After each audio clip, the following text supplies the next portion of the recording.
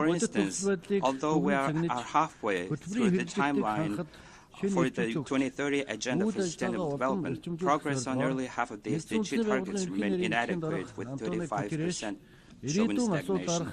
In response, UN Secretary General Antonio Guterres has initiated the summit for the future to reassess our realities, revitalize our commitments, and amplify our collective efforts. At the summit held just 2 days ago, we engaged in discussions on policies, objectives, and avenues for cooperation concerning sustainable development, science, technology, innovation, youth, and governance transformation. I'm pleased to note that Mongolia actively participated in the negotiation process for the Pact for the Future Declaration on Future Generations and the Global Digital Compact, all of which were discussed and adopted at the summit. The countries of the world, including our own, must work diligently and cooperate to implement these proposed actions. I'm pleased to see that heads of state, government, and their representatives have wholeheartly supported these commitments and actions, voicing their positions from this esteemed podium. Distinguished delegates, our lives are rapidly evolving and integrated in this age of technological progress and digital advancement. However, tensions, armed conflicts, and wars continue to escalate in many parts of the world, fueled by geopolitical tensions stemming from prejudice, extreme ideologies, mistrust, misunderstanding, and disrespect. Mongolia believes that strengthening multilateral cooperation based on international law and the UN Charter is essential for ensuring international peace and security. Dialogue, mutual understanding, and trust are the foundations for sustainable and peaceful coexistence. To sustain peace, combat climate change, protect public health, reduce economic inequality, and establish justice, the international community must seek optimal solutions and foster innovative cooperation that address the evolving dynamics of our era. This year, presidential and parliamentary elections took place in over 60 countries, with nearly half of the world population exercising their right to vote, making a year of significant choices. In Mongolia, parliamentary elections were also held, and I would like to highlight that both domestic and foreign observers, as well as international organizations, have commended the elections for being successfully conducted within the legal framework. Mongolia has always consistently sought to contribute to the international community's efforts for peace, security, and sustainable development. In this regard, Mongolia has established diplomatic relations with all member states of the United Nations and is dedicated to strengthening and developing friendly relations and cooperation with all countries around the globe. As a nation that consistently pursues a peaceful, open, independent, and multipolar foreign policy, Mongolia respects the pluralism inherent in the diverse histories, cultures, civilizations, religions, national interests, and development paths of countries around the world. We strive to develop international relations based on multipolar principles. Therefore, my country upholds the principles of the UN Charter, particularly the commitment to refrain from using force against the territorial integrity and political independence of any state. In addressing this agreement and conflicts, we call upon countries and nations around the world to prioritize diplomatic dialogue over confrontation, promote unity over hostility, and pursue collective goals rather than divisiveness in order to consistently cooperate in strengthening international peace and security. As Mongols, we have a rich history of valuing and seeking amicable solutions through dialogue. For centuries, Great Mongol Empire engaged through political and diplomatic means in its relations with neighboring, distant, allied, and adversarial nations. This included sending and receiving envoys and ambassadors, concluding agreements, fostering friendship, and negotiating, which are the practices that remain as the cornerstone of Mongolia's current foreign policy. The Gyrge serves as a historical evidence of this legacy. It represents the origins of credentials handed to envoys or modern diplomatic passports, having been used by Mongols since the 13th century in their relationship with other nations.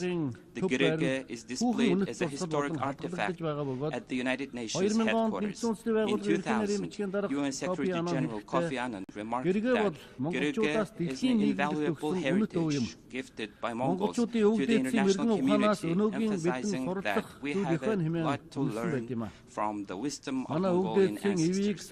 The principles of maintaining peace and harmonious coexistence championed by our ancestors reflects the progressive ideals that underpin our current collective effort to sustain peace and stability. At present, humanity is alarmed by the deepening global geopolitical tensions which ignite the fires of war and heighten the nuclear threat. The collective efforts of countries around the world towards non-proliferation, disarmament, and the total elimination of nuclear weapons, as well as the expansion of nuclear weapon-free zones, must not be overlooked. Mongolia has made significant contributions to the elimination of nuclear threats by having its nuclear weapon-free status recognized at the international level. We reaffirm our commitment to continue pursuing and supporting nuclear weapon-free policies and initiatives. Mongolia calls upon all countries to collaborate in ensuring peace and stability, particularly in creating a world free from nuclear threats. We propose the convening of a special gathering on this issue within the framework of the United Nations. Mr. President, Mongolia deeply appreciates the role of UN peacekeepers, the Blue Helmets, who serve tirelessly and make significant contributions to international peace and security. Due to various factors, such as international terrorism, brutal acts of extremism, and the growing number of refugees, Blue Helmets are confronted with increasingly complex tasks under more challenging conditions. We must not forget that over 4,370 UN peacekeepers, including military, police, and civilian personnel, have lost their lives in the line of duty. Although Mongolia has a relatively small population, over the past 20 years, more than 20,000 peacekeepers have been deployed to hotspots around the world to contribute to peace and security of humanity. In particular, in alignment with the Women, Peace and Security agenda of the UN Security Council, we aim to increase women participation in UN peacekeeping operations. Currently, Mongolian female officers make up to 11% of our peacekeepers. To ensure the competence of our peacekeepers, it is crucial to improve their psychological well-being. Therefore, Mongolia initiated and developed a pilot project for supporting peacekeepers and their families, which was submitted to the UN DPKO, Mr. President, and distinguished delegates. In recent years, the rapid development of information and communication technologies has significantly impacted the daily life of people, and is seen as a factor that may fundamentally reshape the development of civilization in the future. In line with these intensive discussions on information and communication technologies and artificial intelligence have arisen in the international fora, and the recently adopted Global Digital Compact is a timely and essential step. Our country aims to keep pace with the development of information technology, placing great importance on UN resolutions, documents, and other international legal frameworks related to this issue, and keenly participating in their discussions. In March of this year, the UN General Assembly adopted a resolution calling on member states to ensure the reliability and security of artificial intelligence for the first time, which is a significant step forward to accelerate the implementation of the Sustainable Development Goals. Countries around the world are focusing on policies that promote economic diversification, energy and digital transition, reduce the negative impacts of climate change, enhance adaptive capacity, and increase access to essential social services, particularly in education and health, while also prioritizing employment and food security. On the other hand, global debt accumulation has reached unprecedented levels, with debt service payments in developing countries exceeding the amounts borrowed, further constraining the budgetary space needed to implement sustainable development goals. Mongolia fully supports the international community's efforts to not only ensure debt sustainability, but also fundamentally reform the international financial architecture under the initiative outlined in the UNSG's report, Our Common Agenda.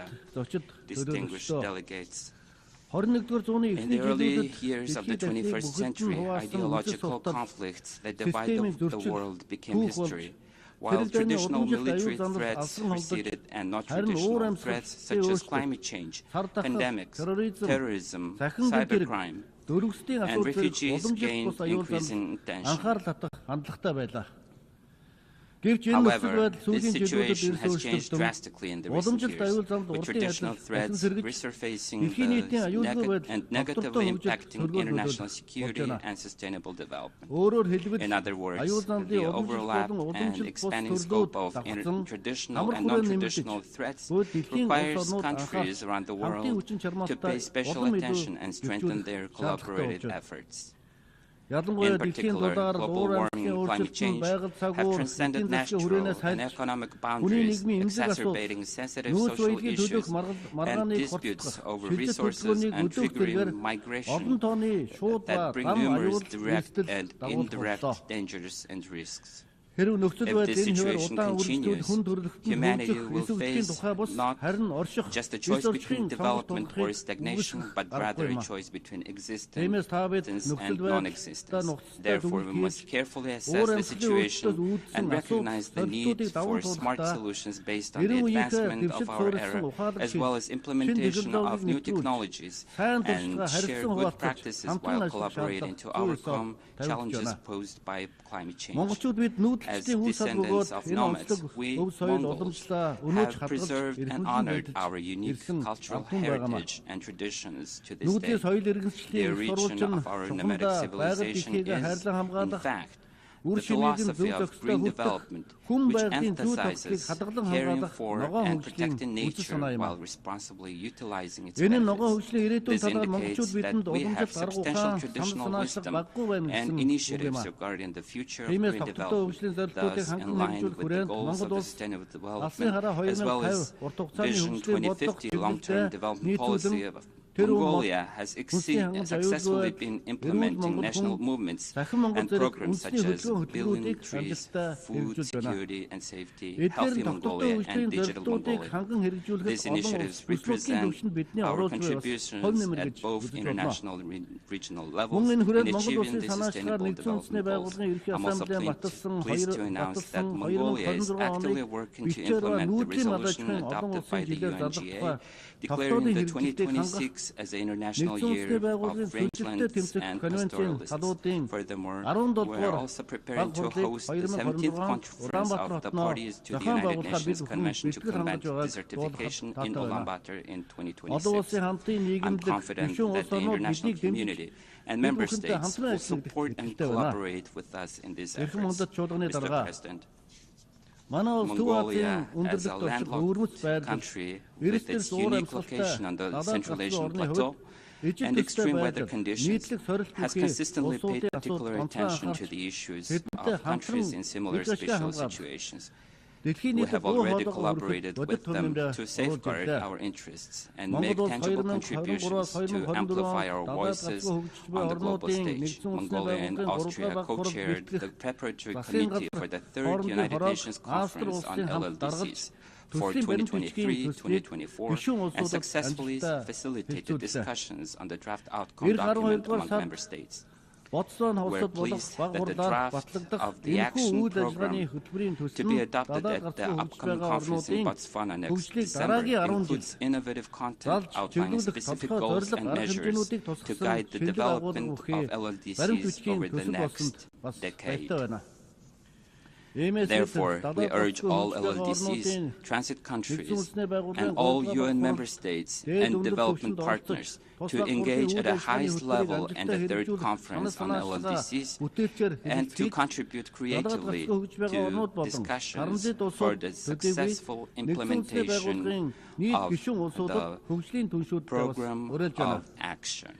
Mr. President, at the Fourth World Conference on Women, held in Beijing in 1995, it was proclaimed that women's rights are human rights and human rights are women's rights, setting forth the significant goals of eliminating barriers to gender equality on the global stage. We Mongols have a long-lasting culture and tradition of honoring and respecting women with a history of Mongol queens and women who played crucial roles in governance and social affairs throughout our nation's history.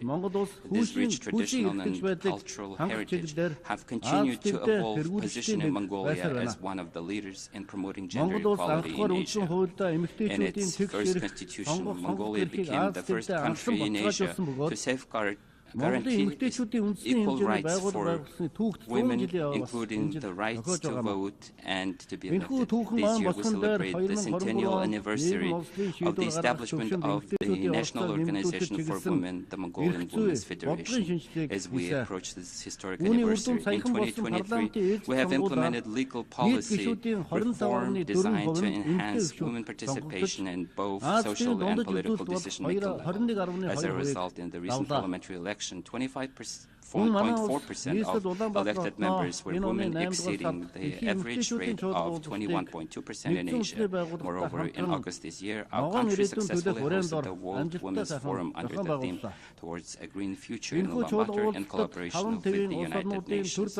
This forum brought together women leaders and from governments, international organizations, and influential representatives from diverse sectors, social, economic, and cultural, across 5 continents. They proposed numerous creative initiatives to enhance women's role and contributions toward achieving sustainable development goals, including economics, environment, climate change, food security, education, sports, culture, and the arts. I'm pleased to highlight that the Ulaanbaatar Declaration towards a Sustainable Future was adopted as the forum's outcome document. Building on the momentum of the World Women's Forum, Mongolia will continue to actively promote gender equality and the empowerment of women. Mr. President, distinguished delegates, the General Assembly of the United Nations is the most important and honorable podium for amplifying the voice of ideas and aspirations for international peace and security, well-being, and development of humanity. Mongolia has consistently supported the efforts of member states to reform the UN Security Council into a more equitable, accessible, transparent, effective, democratic, and responsible system. We also strongly advocate for further strengthening the United Nations' central role and coordination in global affairs. Our country believes that any international challenges and misunderstandings should be addressed through mutual understanding, trust, respect, and dialogue, and resolved within the framework of international legal norms. Therefore, I call on you, heads of states, governments, and distinguished delegates, to demonstrate exceptional leadership and make meaningful contributions to strengthen trust, mutual respect, and cooperation among the nations of the world in the crucial pursuit of global peace, security, sustainable development, and the well-being of humanity. May the eternal blue sky bless us with peace throughout the world. Thank you very much for your attention. On behalf of the Assembly, I wish to thank the President of Mongolia.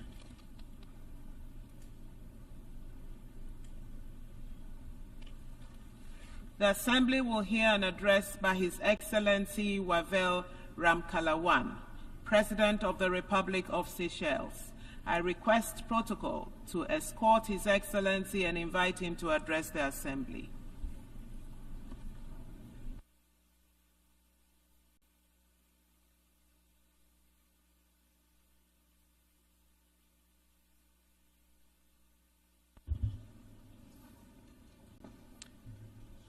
Mr. President, Excellencies, distinguished delegates, I would like first of all to extend my words of congratulations to Ambassador Yang on your election as President of the General Assembly for this 69th session. I wish also to thank Ambassador Francis for his diligent leadership during the 78th session.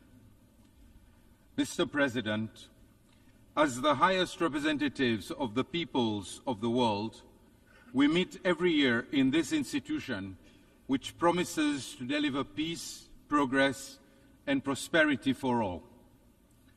We must be frank. Frank in our assessment of what we are doing for the people that we represent and their interests that we serve.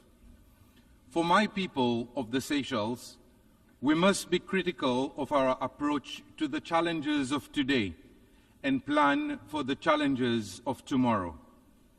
The world is less secure than even just 1 year ago.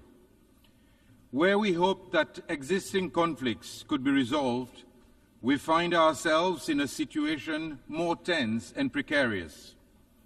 Flames stoked by competition and distrust threaten to engulf those who have no part in these conflicts, leaving us gripped by a fearful atmosphere of instability exacerbated by the worry of expanded warfare. We are in danger of losing sight of the values that bring us together, that transcend borders and cultures, that are understood in all languages and present in all ideologies. We must revert to our foundational principles of dialogue and cooperation. Without a stable foundation, we cannot build our vision of a peaceful, prosperous, and sustainable world.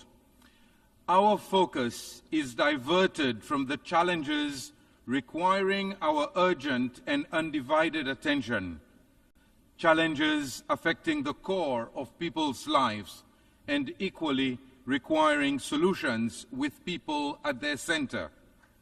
The climate crisis, ending poverty and hunger, ensuring that all have the indisputable right to a decent and dignified life. Our people have entrusted us to work together to find solutions. Mr. President, 79 years ago, the permanent members of the Security Council conferred upon themselves the great responsibility of ensuring international peace and security, to cooperate in good faith to save future generations from transgressions of the past. With this great responsibility comes the expectation that gross violations of the UN Charter be dealt with resolutely and impartially. We place our trust in them to act in the common interest, to prevent conflict and preserve human dignity. The consequences of conflict are felt beyond the direct and intolerable suffering of victims in war zones and those displaced by fighting. In such an interconnected world, we are all subjected to inflationary pressures, elevated commodity and energy prices, and other disruptive effects. Widened and prolonged conflict risks affecting smaller states like Seychelles, trying not to get caught in the crossfire. It is not our intention to lecture the world powers, nor attempt to prescribe solutions to complex issues. We simply wish to remind you of your duty and be reassured that geopolitics will not supersede human rights and international law. Since its formation in 1946, the Security Council has remained largely unchanged. Most of Africa was under colonial rule then. Seychelles joins the call for the UN and the Security Council to deliver the reform being appealed for by so many, with the objective not to hinder its work, but to bring inclusivity and perspective. It is time to correct one of the many injustices to which Africa has been subjected. Permanent membership of the world's primary peacekeeping institution is a necessity. The consideration by the Council of critical issues such as sea level rise brought by Malta last year and the broader climate security nexus has proven that it is capable of reflecting new realities. The proposal of the United States to include a rotating seat for small island developing states is a welcome and progressive one. Mr. President, climate change remains the foremost challenge facing humanity, and failure to address its effects will devastate current and future generations. As a small island state, Seychelles understands what it means to be vulnerable, a vulnerability that cannot be ignored in the future we see for ourselves. We are on the front lines of the climate crisis, which poses irreversible threats to our people, our economy, and our way of life. Rising sea levels, extreme weather events, and the degradation of our oceans are stark reminders of the urgent need for global action on climate change. We have all made commitments, pledges, and promises to achieve large-scale reductions of emissions, to keep the goal of limiting global warming to 1.5 degrees, to boost adaptation, to deal with extreme weather disasters, and build resilience to address future impacts. But words are nothing without deeds, and we have to act urgently, in unity, to make the necessary transition to a more sustainable future. It is a choice, conscious and intentional, to continue down this path and decide that business as usual in pursuit of short-term goals is acceptable. Mr. President, world military expenditure has increased for the 10th consecutive year, reaching $2.5 trillion in 2023. This makes even the highest estimates of the funds, $100 billion needed for loss and damage, seem modest and insignificant. This is a worrying reflection of the world's priorities. It is unfair for SIDS to suffer the consequences of these choices. We simply do not have the means to cope with the disastrous effects of climate change. Here I want to thank those who have contributed to the Loss and Damage Fund. The pledges made following COP28 should not be mere attempts to pacify us who have been calling for remediation. We hope to take it as a token of ongoing commitment and continued action given the expected rise in costs of dealing with climate change. As the Secretary General said yesterday, those who shoulder the blame should foot the bill. The international community cannot hope to advance sustainable development when some race ahead while others are left to struggle. No one should be left behind, lest we forsake future generations to a bleaker world. The obligations outlined in the Paris Agreement are the lifelines that give us a chance if all states did their utmost to adhere to them. Our reliance on fossil fuels is unsustainable and detrimental. We must accelerate energy transition towards renewables and mobilize investment in the technology and infrastructure to give us any prospect of real energy security. Seychelles' focus remains on nature-based solutions to combat climate change while ensuring economic sustainability and environmental preservation. Our blue bonds demonstrate the potential to harness capital markets for financing the sustainable use of marine resources. Mr. President, ambitious and innovative strategies of securing long-term economic development are futile without finance that is accessible and sustainable. The average debt to GDP ratio in seeds exceeds 70%. It is crippling and impedes our development by diverting critical resources away from where they are most needed, in infrastructure, education, and healthcare. Our vulnerabilities have been expounded, yet our borrowing costs remain high. Instead of concessions, we are penalized for our vulnerability. It is time to move beyond discussion and implement real reforms in the international financial system to address the preclusion of some vulnerable countries, regardless of income status, from opportunities to meet development needs. We must also recognize the human consequences of economic policies. Our work by unilateral coercive measures that are intended to leave economies crippled and governments unable to advance dignity for their own people. Mr. President, the multilateral system remains our best hope for addressing the challenges we face.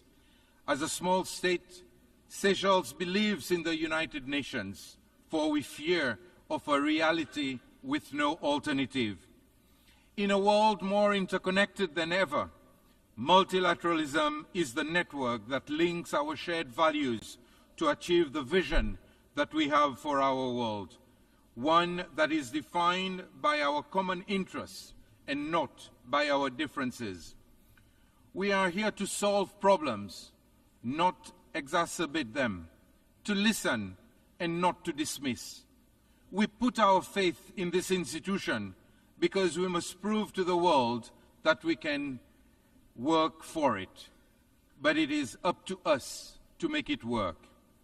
In 2023, we adopted the BBNJ agreement, and this year, Seychelles became the 4th state and the first in Africa to ratify it. We urge other countries to hasten its ratification so as not to delay its entry into force. This year's 4th SEEDS conference in Antigua and Barbuda shone a timely light on the challenges that we face in a global economic landscape for which we are ill-equipped to navigate. The Antigua and Barbuda agenda for SEEDS provides the blueprint for action over the next decade, and we call on the international community to commit to its implementation. The MVI resolution adopted here last month also represents a triumph of the multilateral system to consider new approaches to complex and evolving issues. Its data and findings deliver the empirical grounding for what we know to be true, that a single-layered approach to development is no longer accurate nor adequate. A better understanding of precisely these multidimensional vulnerabilities will be crucial for the decisions that we take, and more importantly, those taken on our behalf. The Pact for the Future, just adopted, should rightly usher in a new era of engagement based on mutual interest and mutual respect. We must use it to bridge divisions between nations on critical issues of human rights, gender equality, and the rule of law. One that accelerates the implementation of the SDGs and shapes the international financial system more fairly. One that adapts responses to global crisis in a more coordinated way, and one that restores peace with a promise to preserving it in the future. For Seychelles, the Declaration on Future Generations should signal our commitment to safeguarding the rights of all people who will be born by the end of this century, most of whom in developing countries. People who should not be born into hardship. We must envision a world where survival is not a struggle, a world that ensures everyone's rights to prosperity. Basic rights should not be difficult to provide. Mr. President, I firmly believe that these are the foundations on which our cooperation in progress should be built, the things that our people need the most, and what should guide us to building a world that is more secure and sustainable. Let us strive to be the architects of a world where no one is left behind. I thank you. On behalf of the Assembly, I wish to thank the President of the Republic of Seychelles. The Assembly will hear an address by His Excellency Petr Pavel, President of the Czech Republic. I request protocol to escort His Excellency and invite him to address the Assembly.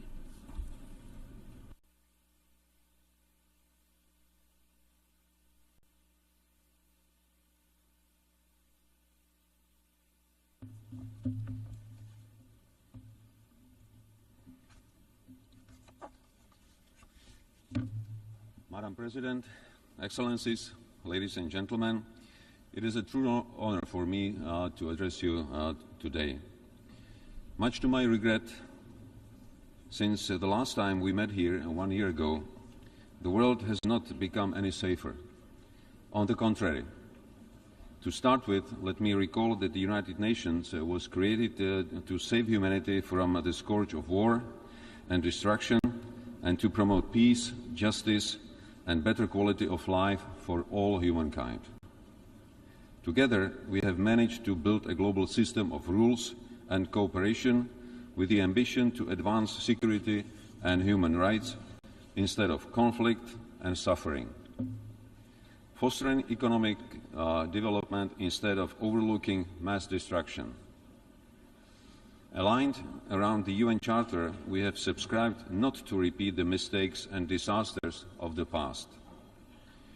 Unfortunately, we still do. The world and its citizens need and deserve an effective UN that can respond quickly when needed and deliver better on our shared global commitments. Without a functioning multilateral system, alternative and exclusive structures would lead to more fragmentation and less predictability. It is our duty as national and global leaders to find common solutions to the most pressing problems before they get out of hand. Finding a compromise is never easy. It requires time and patience. Only if we realize that together we can achieve much more than when antagonized, can we make our nations and the United Nations truly united behind common goals. A comprehensive reform of the UN Security Council is long overdue. Making the Council more effective, inclusive, accountable, and better reflecting today's realities by strengthening the voice of underrepresented regions is crucially needed. In the face of unjust and unprovoked Russian war against Ukraine, we must realize that Security Council membership is not a carte blanche.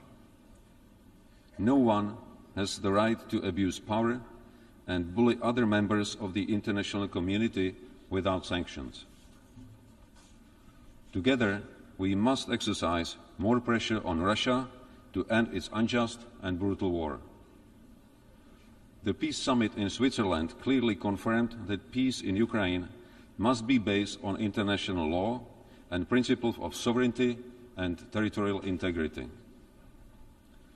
The cynical nature of Russia's policy and its disinterest in genuine peace talks has global consequences. These include impairing nuclear safety, diminishing food and energy security, and damaging rules-based international order. Czechia calls on those who have not yet supported our common effort to evaluate the possibility of signing the joint declaration agreed at the Peace Summit in Switzerland. So far, many with the aspiration to become respected regional or global actors have remained silent. But respect cannot be forced. It can only be earned. Let us not forget that hesitation strengthens the aggressor. If you remain silent to injustice and aggression, soon there will be others waiting in line to see how far they can go in bending international rules as they please. Some of you might think that Russia's actions against Ukraine are just another regional conflict and both sides need to go halfway. But there is no such thing as just a regional conflict.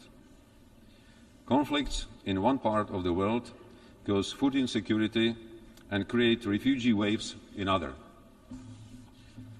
With globalization, our security and prosperity starts way beyond our own borders. Being fully aware of that, Czechia is committed not only to security of Europe, but also in Middle East, Africa, and elsewhere. I applaud the fact that many nations, including African, spare no effort to achieve and safeguard peace and security in their own regions and far beyond. Czechia will continue to engage with African countries and closely listen to their views and needs. I believe that despite political differences, together we can create mutually beneficial partnerships based on the principle of equality, mutual respect, and without any historical burden or future material demands. Africa is a continent with huge economic potential, which is waiting to be unlocked. We want to see Africa flourish, enhance its capabilities, and create opportunities and jobs for young people. The last topic I want to touch upon is cybersecurity and technology. With progressing digital transformation and our increasing reliance on advanced technology, the gravity and scale of cyber threats are increasing and respect no borders. Cyber espionage and attacks against our hospitals, media, infrastructure, national institutions and businesses aim to destabilize our democratic system and undermine its principles. Just as offline, we cannot allow the cyberspace to become a lawless criminal world. The agreed framework of responsible behavior of states in cyberspace should guide us in our effort to strive for a safer online world. The security of cyberspace will depend on the capacities and effort of all responsible states to enhance their own cyber capabilities. Czechia is taking its commitment to the protection of global cyberspace security very seriously. We will continue providing assistance to our partners in Africa, Asia, and South America so that together we can improve our resilience and to protect our citizens even better. Foreign interference and disinformation continue to present a challenge with a serious impact on democracy, security, and the rules-based international order. With rapid development of new technologies, protection and promotion of human rights continue to be vital for our societies. Emerging technologies will have an undisputable influence on the nature of our future conflicts, but also on peace. It is our duty to ensure that innovations, including artificial intelligence, autonomous systems, biotech or quantum computing, fully conform to our ethical and human rights standards. Last year, Czechia, together with Mexico, the Maldives, the Netherlands and South Africa, submitted a resolution on human rights in the context of digital technologies. Furthermore, last month, during the GlobeSec Security Forum, I sat down with top managers of global tech companies at the Prague Geotech Summit. I was glad to hear that they are fully aware of their responsibility and fully committed to contribute to the resilience of democracy. Madam President, ladies and gentlemen, the challenges we are facing are global, and we can only succeed if we fully commit ourselves to collective action and more cooperation. The quality of our governance will be judged by our actions and whether we leave this world in a better condition for future generations. I would like to thank everyone who is tirelessly working to make our planet a safer and more secure place for all. That is what really matters. Thank you for your attention. On behalf of the Assembly, I wish to thank the President of the Czech Republic. The Assembly will hear an address by His Excellency Volodymyr Zelensky, President of Ukraine. I request protocol to escort His Excellency and invite him to address the Assembly.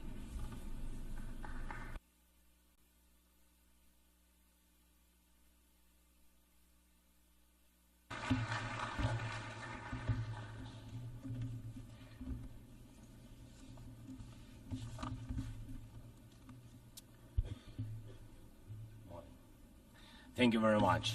Dear leaders, Your Excellencies, today I want to tell you about a day that has already passed and a day that must never come. On the night of March 4th, 2022, I received one of the most terrifying reports since the beginning of a full-scale Russian invasion against Ukraine. The report was about Russian tanks firing directly at the buildings of our Ukrainian nuclear power plant, the Zaporizhzhia nuclear power plant, the largest one in Europe, 6 nuclear reactors. The Russian army stormed this facility just as brutally as any other during this war, without thinking about the consequences, possibly disastrous.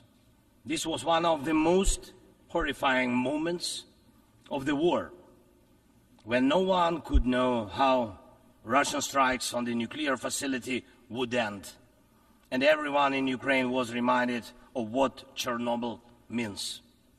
Now, the Zaporizhzhia nuclear power plant remains occupied by Russian forces, unfortunately, and it's at risk of a nuclear incident. This is the major source of radiation danger in Europe, possibly in the world. That's why, in the peace formula I presented, the first point is about nuclear safety. In Ukraine, we know exactly what we are dealing with. And I want to thank you, the General Assembly members, for adopting a resolution in July this year on the safety of nuclear facilities in Ukraine. Most in the world understand what's at stake. The General Assembly demanded that Russian return control of the Zaporizhzhia nuclear power plant to Ukraine. Only then real nuclear security will return to Europe and the world. And now about the day that must never come. Since Russia can't defeat our people's resistance on the battlefield, Putin is looking for other ways to break the Ukrainian spirit. One of his methods is targeting our energy infrastructure. And these are deliberate Russian attacks on our power plants and the entire energy grid. As of today, Russia has destroyed all our thermal power plants and a large part of our hydroelectric capacity. This is how Putin is preparing for winter, hoping to torment millions of Ukrainians, ordinary families, women, children, ordinary towns, ordinary villages. Putin wants to leave them in the dark and cold this winter, forcing Ukraine to suffer and surrender. Just imagine, please, your country with 80% of its energy system gone, with such a destroyed part of the system. What kind of life would that be? Recently, I received yet another alarming report from our intelligence. Now Putin does seem to be planning attacks on our nuclear power plants and their infrastructure, aiming to disconnect the plants from the power grid. With the help of satellites, by the way, ladies and gentlemen, satellites of other countries. Russia is getting images and detailed information about the infrastructure of our nuclear power plants. But what does this really threaten? Any missile or drone strike, any critical incident in the energy system could lead to a nuclear disaster.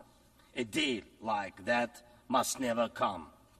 And Moscow needs to understand this, and this depends in part on your determination to put pressure on the aggressor. These are nuclear power plants. They must be safe. Ladies and gentlemen, 2 years ago, in the fall of 2022, I proposed a comprehensive strategy to end the war and to ensure security, and I presented the peace formula at a highly inclusive political platform for world leaders, the G20 summit in Indonesia, representing billions of citizens from all parts of the globe. And it's important for us that all these people can understand us, understand that Ukraine wants to end this war more than anyone in the world. War always poses a threat to many. You all see in the media and read in reports what is happening in Ukraine because of Russia's war. It's something many are imagining happening to themselves.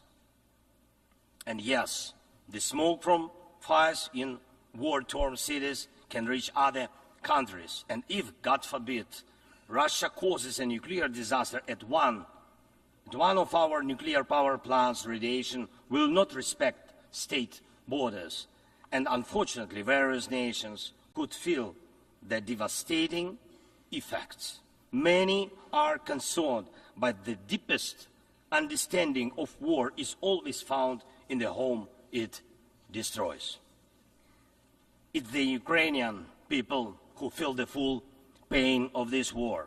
It's Ukrainian children who are learning to distinguish the sounds of different types of artillery and drones because of Russia's war. It's our people who are forcefully separated by occupation because Putin decided he could do whatever he wants. It's our heroic soldiers who are giving their lives to defend our country from invaders trying to steal our land. That's why we say, rightfully so, there can be no just peace without Ukraine. And I thank every leader, every country that supports us in this, that understands us, that sees how Russia, a country more than 20 times larger than Ukraine in territory, still wants even more land, which is insane, and is seizing it day by day while wanting to destroy its neighbor. And Russia found very special bodies for that. North Korea and Iran, telling choice of friends. And now every neighbor of Russia in Europe and Central Asia feels that the war could come to them as well, and just think what kind of losses that would mean for the world. And I thank nearly 100 nations and international organizations that have supported the peace formula. It's truly a global community: Africa, Asia, Europe, Latin America, North America, the Pacific region, all united by the peace formula. And I am glad that the first peace summit was so reminding of the UN General Assembly. Everyone was equal. All nations that participated in the peace summit, large and small, no veto right, no blocking authority, those that have been independent for ages and those that have only recently gained independence, those that have gone through wars themselves, and those accustomed to peace, all were equal. That is what Russia hates the most and cannot control. That's why Russia says the peace formula doesn't suit it. Here at the UN, I've already met with leaders from India, Guatemala, Japan and Italy, Turkey and Finland, Canada, Paraguay, Slovenia, Germany and others, and my meetings will continue. These are different, absolutely, parts of the world and various political waves of life, but they share the same understanding.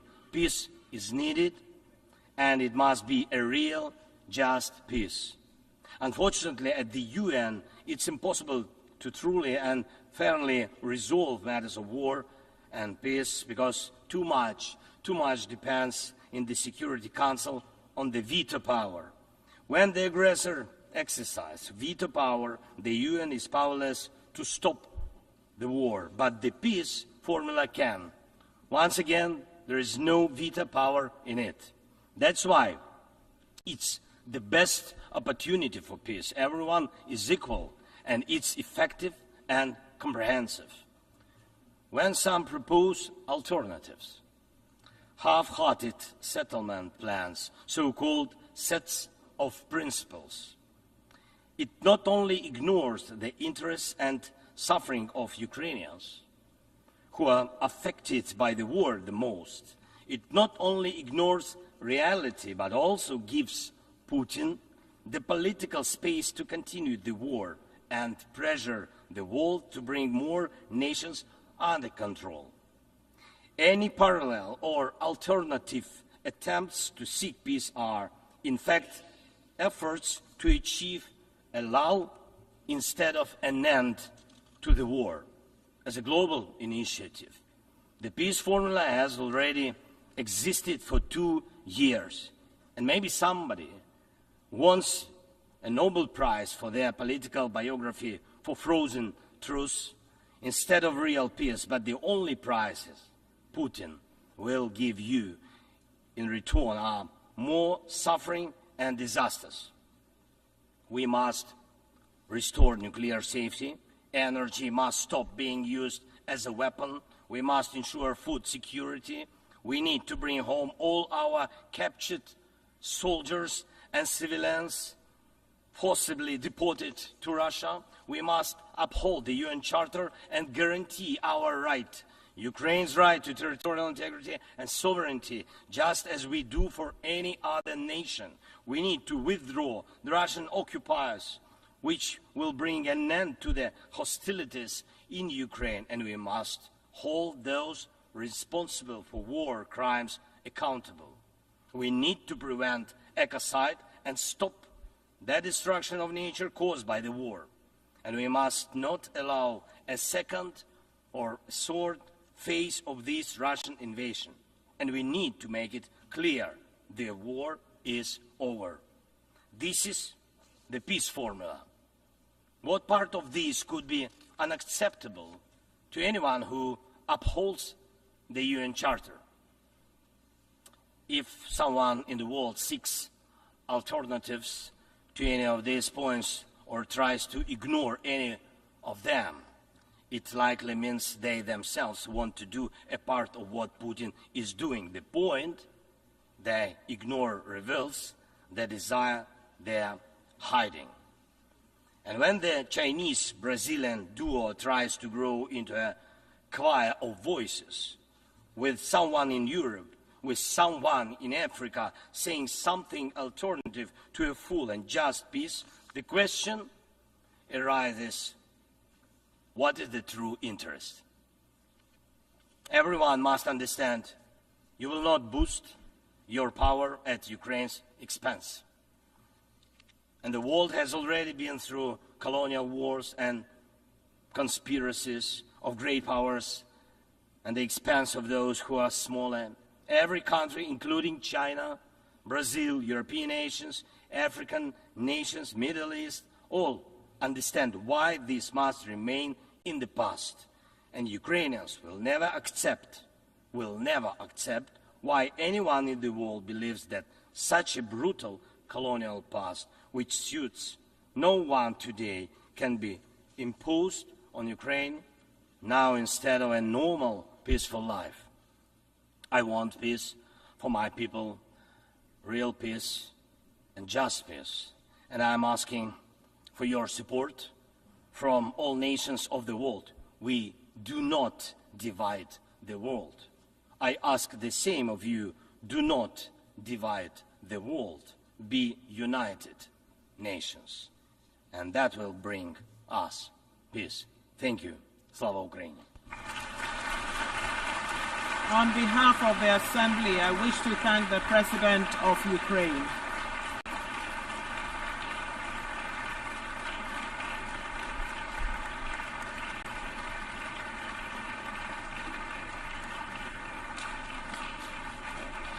The Assembly will hear an address by His Excellency Nana Addo Dankwa Akufo-Addo, President of the Republic of Ghana.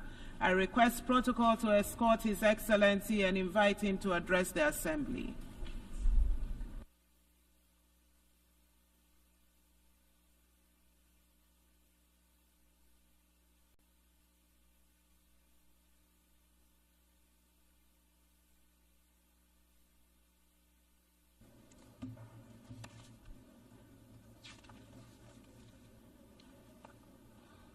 Madam President, Excellencies, ladies and gentlemen,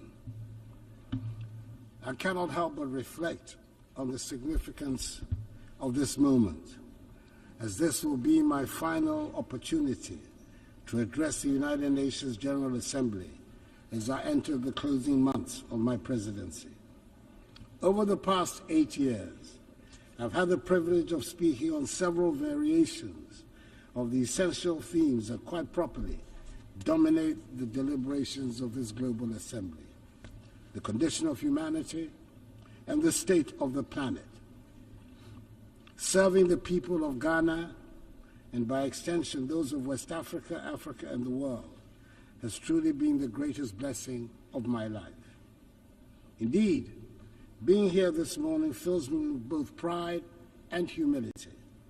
Pride in the limited progress we have made together as nations, and humility in recognizing the challenges that still remain. My time as president has been deeply fulfilling, and I'm profoundly grateful for the trust placed in me by my fellow Ghanaians. It has been an honor to serve them and to contribute to advancing peace, security, and development on the global stage.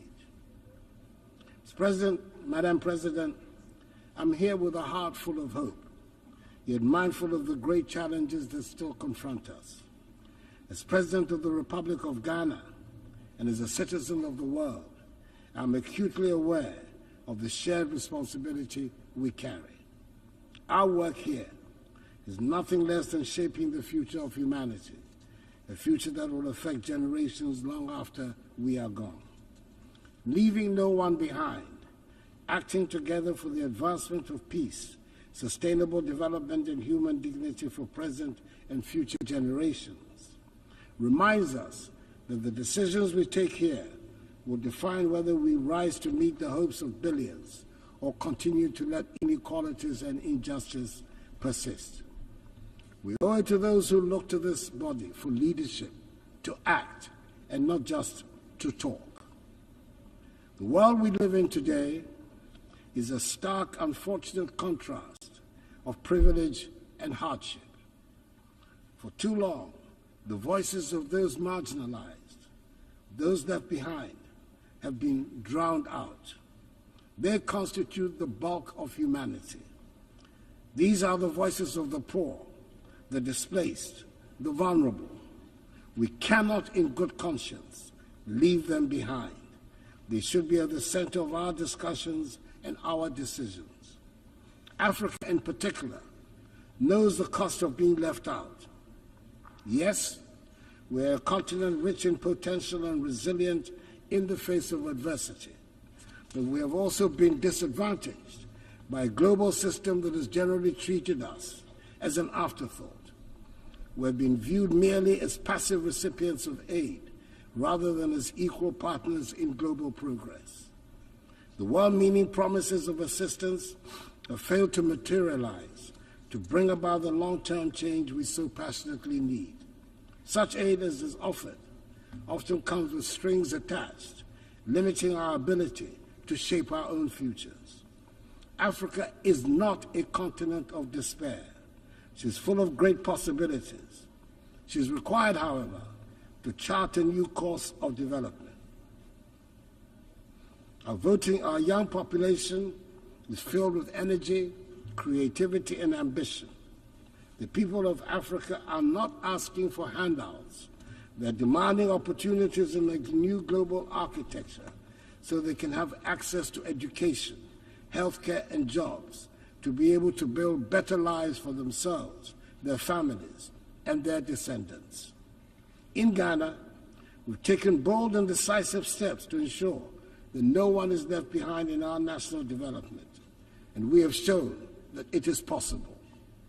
Our flagship free senior high school policy has benefited 5.7 million young people, many of whom would have been denied the opportunity to learn, to dream, and to succeed.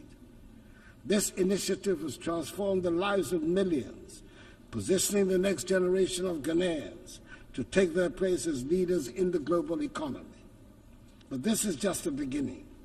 We need a global commitment to ensure that every child, no matter where they are born, has access to quality education. A world where children are left unprepared for the challenges ahead is not a just world. Beyond education, we've also prioritized health care for our people. Through Agenda 111, my government has embarked on the largest ever healthcare infrastructure project in Ghana's history. This initiative is constructing 111 hospitals across the country, ensuring that even the most remote regions have access to modern healthcare facilities. This is part of our broader goal of ensuring that no one in Ghana is left without the basic right to health. We've also taken significant steps to boost food security and economic growth through the Program for Planting for Food and Jobs. This initiative has improved food production, created jobs, and enhanced incomes for millions of Ghanaians. It is a clear demonstration that with the right policies and investments, we can transform our agricultural sector and ensure that no one goes hungry. In the same vein, our one district, one factory policy is transforming the industrial landscape of the nation, generating the structural transformation of our economy, which is our major strategic objective. And in addition, Ghana has embraced in full the teachings of the Fourth Industrial Revolution and is actively pursuing an agenda of digitalization. Under my administration, we've revolutionized public service delivery by integrating technology into governance. From the introduction of the Ghana card, which has streamlined identification and access to services, to the digitalization of the country's land registry, these reforms have enhanced transparency, efficiency, and accountability. Digitalization has improved the lives of ordinary Ghanaians and has also laid the groundwork for sustainable economic growth in the digital age. And let us not forget the strides we have made in enhancing the rule of law and governance. Through reforms in the judicial system, strengthening our democratic institutions, and promoting transparency, Ghana continues to be a beacon of good governance in Africa. We have enacted laws and implemented policies that uphold the principles of accountability and ensure that every Ghanaian, regardless of their background, is protected by the rule of law. Madam President, it is impossible to address the challenges of today without speaking of the contradictions that exist within this global institution. We gather here to discuss peace, but wars continue to ravage nations. We speak of justice, yet justice endures. Take the Russian invasion of Ukraine, for instance. Millions of lives have been uprooted. Thousands have lost their lives, and yet the Security Council has struggled to respond decisively, just as it is struggling to make a decisive intervention in the tragic ongoing war in Gaza and the Lebanon. The structure of the Council reflects a world that no longer exists, and its failure to act in times of crisis raises a difficult question. What is the purpose of the Security Council if it cannot intervene when the world needs it most? Reforming the UN Security Council is a matter of fairness and necessity. The current structure, created in 1945, no longer reflects the realities of today's geopolitical and economic landscape. Africa, Latin America, and South Asia remain underrepresented despite their significant influence on global affairs. This lack of representation undermines the legitimacy of the Council's decisions, and the use of veto power by a few permanent members often paralyzes its ability to act effectively during crises. Reform is essential to ensure that the Council is more inclusive, democratic, and responsive to the complex challenges we face today. The world has changed, and the Security Council must change with it to maintain its relevance in promoting global peace and security. For years, I've championed the need to reform the Security Council as per the Eswatini Consensus, the common African position on UN reform, which calls for Africa to have permanent seats on the Council. It is incomprehensible that a continent of 1.4 billion people has no permanent voice in shaping decisions that affect global peace and security. The time for half measures is over. We need a Security Council that is fit for purpose in today's world. It is heartening, however, that finally the demand for reform has found acceptance by leaders of 2 of the 5 permanent members, President Joe Biden of the United States of America and President Emmanuel Macron of France. Hopefully, the others will soon follow suit. We must also recognize that the fight for peace goes beyond government actions. It is a fight for humanity itself. In Africa, we have often borne the brunt of conflicts, sending our troops to peacekeeping missions with limited support from the global community. While I'm pleased to see the UN now taking steps to finance peacekeeping in Africa, an outcome of Ghana's presidency of the UN Security Council, we must go further. Peacekeeping alone is not enough. We must address the potential causes of conflict, poverty, inequality, and lack of opportunity. True peace comes from investing in education, healthcare, and economic development. However, peace cannot be imposed from the outside. It must be built from within. African nations must take ownership of their security, and the African Union needs to strengthen itself to be able to respond swiftly to threats. Madam President, as I speak today, ongoing developments in West Africa are deeply troubling. Military coups in Mali, Guinea, Burkina Faso, and Niger threaten the democratic progress we have worked so hard to achieve within the ECOWAS community. These coups are stark reminders that democracy is indeed fragile and must be continually nurtured. In Ghana, however, we will remain resolute in our commitment to democracy. As my presidency draws to a close, I want to assure this Assembly that the upcoming 2024 elections in Ghana will be free, fair, and transparent. Ghanaians have demonstrated time and again in the last 3 decades their strong attachment to democracy, which they will not permit to be undermined. The Electoral Commission, supported by Ghana's security services, is well equipped to ensure that the will of the Ghanaian people is respected. Ghana has long been a beacon of democracy in Africa, and we intend to keep it that way. The 2024 elections will be proof of our enduring adherence to the rule of law, transparency, and the principles of democratic accountability that have guided our nation in recent decades. Madam President, we find ourselves at a pivotal moment in history. The decisions we make today will shape the future of our world.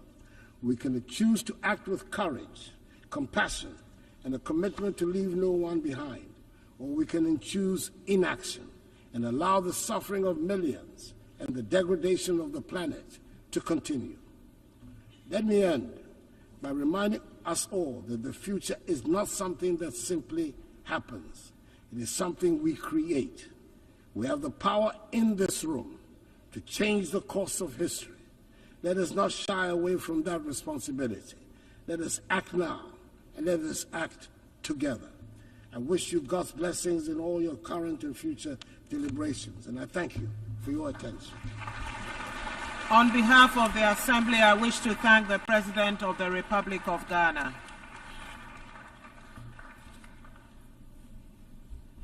The Assembly will hear an address by His Excellency Rumen Radev, President of the Republic of Bulgaria.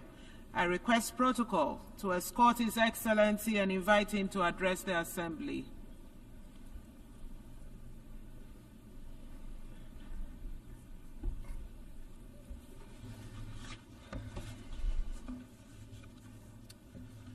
Excellencies, ladies and gentlemen, allow me at the outset to congratulate His Excellency Philemon Yang for his elections as the President of the 79th UN General Assembly session. I believe that under his leadership and through his vision, the international community will move forward on the agenda of strengthening the values of the UN Charter, an effort that the humanity now needs the most. Our world faces a range of complex problems, from the unprecedented challenges to the global peace and security, to the escalating climate crisis and the persistent inequalities. We are confronted with a complex array of issues that require our immediate attention and concerted effort. We need to light the spark that ignites change. With this in mind, my country approaches the 79th session of the UN General Assembly with renewed determination to promote multilateral and workable solutions achieved through negotiations and based on the UN Charter. We must follow the path for the sake of the survival of humankind and the future generations. Taking this into consideration, we praise the Pact of the Future as a move towards a vital transformation. It becomes increasingly clear that our success hinges on a firm commitment to upholding multilateralism and the respect for international law, which are the cornerstones of our global order.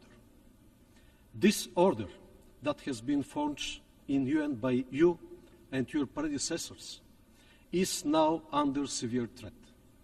Bulgaria has been always committed to the values of multilateralism and will continue to be, using the accumulated experience from the successful Bulgarian presidency of the UN Economic and Social Council and our current mandate as a constructive member of the Human Rights Council.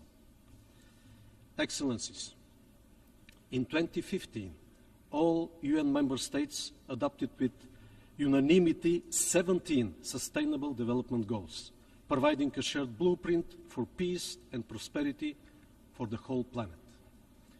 Nowadays, they remain more than ever topical and requiring full mobilization of international efforts. However, we must admit that the sheer deterioration of the international peace and security environment in the last years is threatening the fulfillment of our Sustainable Development Agenda, undermining the rules-based international order. Restoring and preserving the peace must not be seen but as the ultimate goal of the international community and is a basic prerequisite for the SDGs fulfillment. It has been 2.5 years since the Russian Federation unleashed a full-scale invasion of Ukraine. From the very beginning, Bulgaria strongly condemns this war, which led to hundreds of thousands of victims, enormous suffering and destruction. Every single day of this war increases the risk of escalation in intensity and geographical scope, posing a substantial threat to the global peace and security. The side effects of the war are already gravely affecting the economies and social systems of many countries worldwide. That is why the international community should seek ways that lead to de-escalation and dialogue. We should support every diplomatic effort that pursues comprehensive, just, and lasting peace in Ukraine, in conformity with the United Nations Charter and the international law. Since the last year UN General Debate, we have witnessed a significant increase in instability across the Middle East. The conflict between Israel and Hamas after the Hamas brutal attack on Israel triggered a major deterioration of the security in the region with global projections.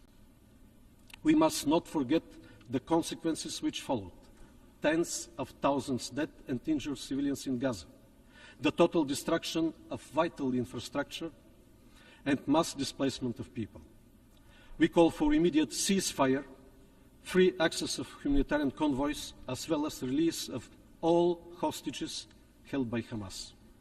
We are also deeply concerned about the recent development in Lebanon, bringing a qualitative, new and dangerous dimension in the conflict and increasing the risk of its regional enlargement.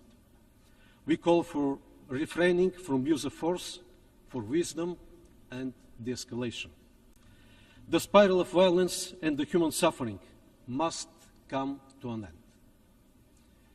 The only way to achieve sustainable and lasting peace in this region with its very fragile security landscape is the two-state solution. Amid the ongoing destabilization around different regions, the collective global goal for a world without nuclear threat remains more critical than ever.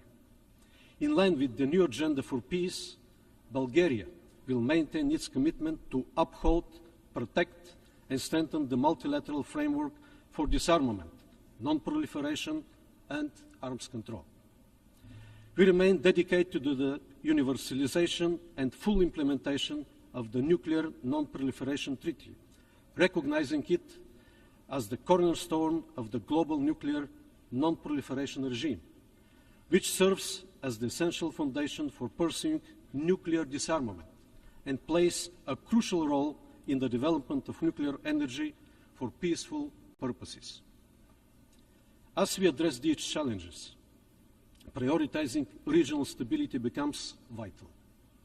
My country actively engages in political dialogue with Southeast European countries, driven by the conviction that the region's security, stability, and prosperity are crucial for the broader regional and international resilience. Bulgaria is a strong supporter of the European path of the Western Balkan countries.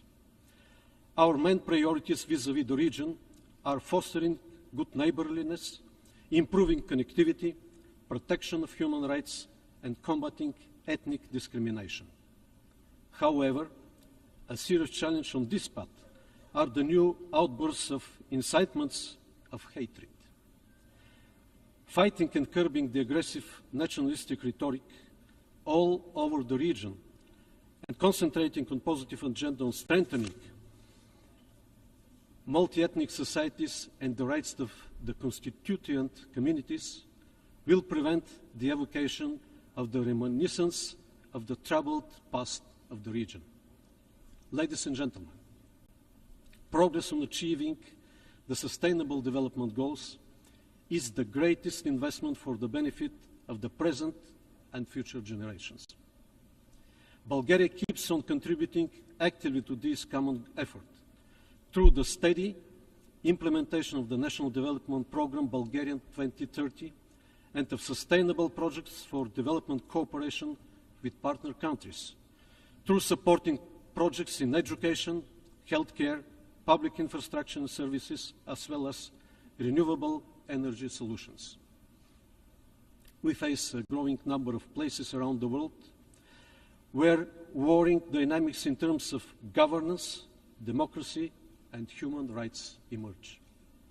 As a present member of the Human Rights Council, we reaffirm our commitment to this noble cause.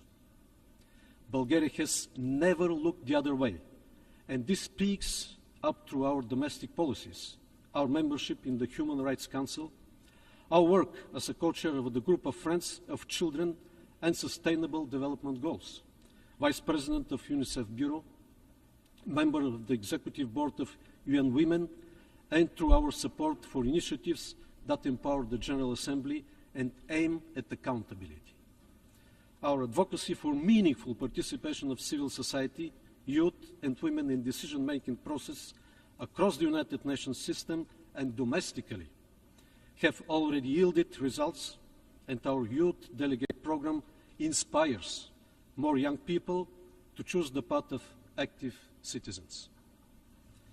Bulgaria advocates for a human rights-based approach to sustainable development and looks forward to the inclusion of all stakeholders at the upcoming World Social Summit. Excellencies, we have focused on the peace among nations, but it is equally important to reconcile with the nature. Climate change is a threat multiplier for the implementation of all sustainable development goals. We urge enhanced action based on the global stocktake, more ambitious climate objectives, including the new finance goal at the 29th session of the United Nations Climate Change Conference. Earlier this year, Bulgaria hosted the 61st session of the Intergovernmental Panel on Climate Change, which gave impetus to the panel's 7th assessment cycle, including the production of the special report on climate change and cities. Through various panel events, we were able to invigorate the science discussion, paying due attention to the climate risks in the Black Sea region, as well as to the urban environment, the role of cities, and the need to adapt to changing climate. Another challenge that brings a lot of opportunities as well is the need for an effective digital governance, based on a multi-stakeholder and inclusive approach, aiming for a human-centric digital transformation and a safe and open digital future. In light of growing challenges to the principles of international law and the rules-based order established by the United Nations Charter, Bulgaria remains committed to strengthening the effectiveness and accountability of the United Nations Security Council. We support efforts to enhance transparency and accountability within this body, co-sponsoring the key UN General Assembly resolution on veto use. Bulgaria emphasizes the need for greater effectiveness and prioritizes securing an additional non-permanent seat for the group of Eastern European states in a reformed Council. Ladies and gentlemen, let us reaffirm our commitment to addressing these global challenges with firmness and determination. The action we take today will define the future, and with courage and unity, we will rise to meet the opportunities that lie ahead. Thank you for your attention. On behalf of the Assembly, I wish to thank the President of the Republic of Bulgaria. The Assembly will hear an address by His Excellency Chandri Kapesad Santoki, President of the Republic of Suriname. I request protocol to escort His Excellency and invite him to address the Assembly.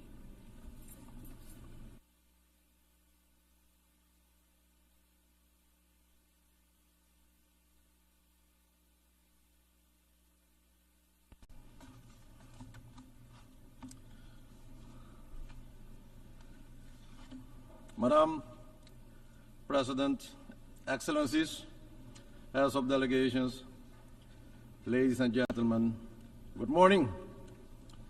Madam President, this General Assembly is of historic significance as we embark on a process of recalibrating international relations and establishing a more effective multilateral framework. I therefore extend my heartfelt congratulations to the President on his election to preside over this esteemed body, and allow me to congratulate the outgoing chair of Trinidad and Tobago on a job well done under difficult circumstances. Madam President, this organization was founded after 2 devastating world wars. Its original purpose remains relevant today to save current and future generations from the disastrous consequences of wars and armed conflicts, and foster peace and political stability for sustained prosperity for all. We, however, observe instead that the world is marked by a complex political and security crisis, weakening our global multilateral framework of collective solidarity, international law, and respect for humanitarian law. The conflicts that divide us are not isolated incidents.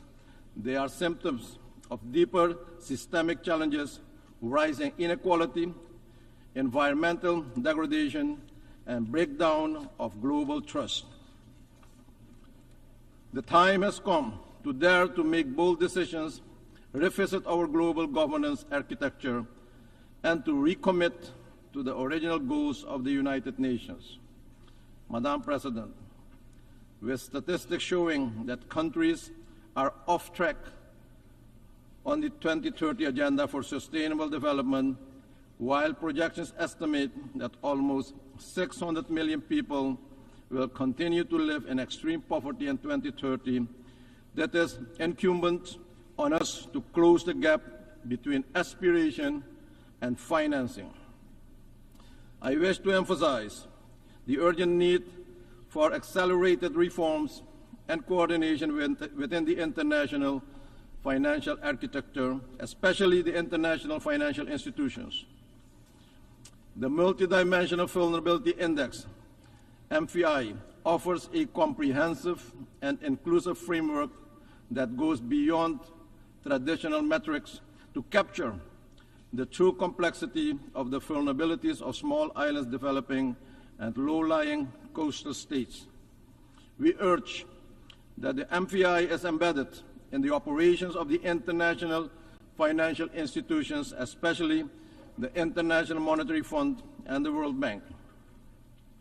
Apart from the MVI, we see other financial obstacles in place that have a major negative impact on our ability to generate development, especially de-risking measures of international banks, which are based on general assessments, do not consider the country's reality and the severe impact on development objectives of the country.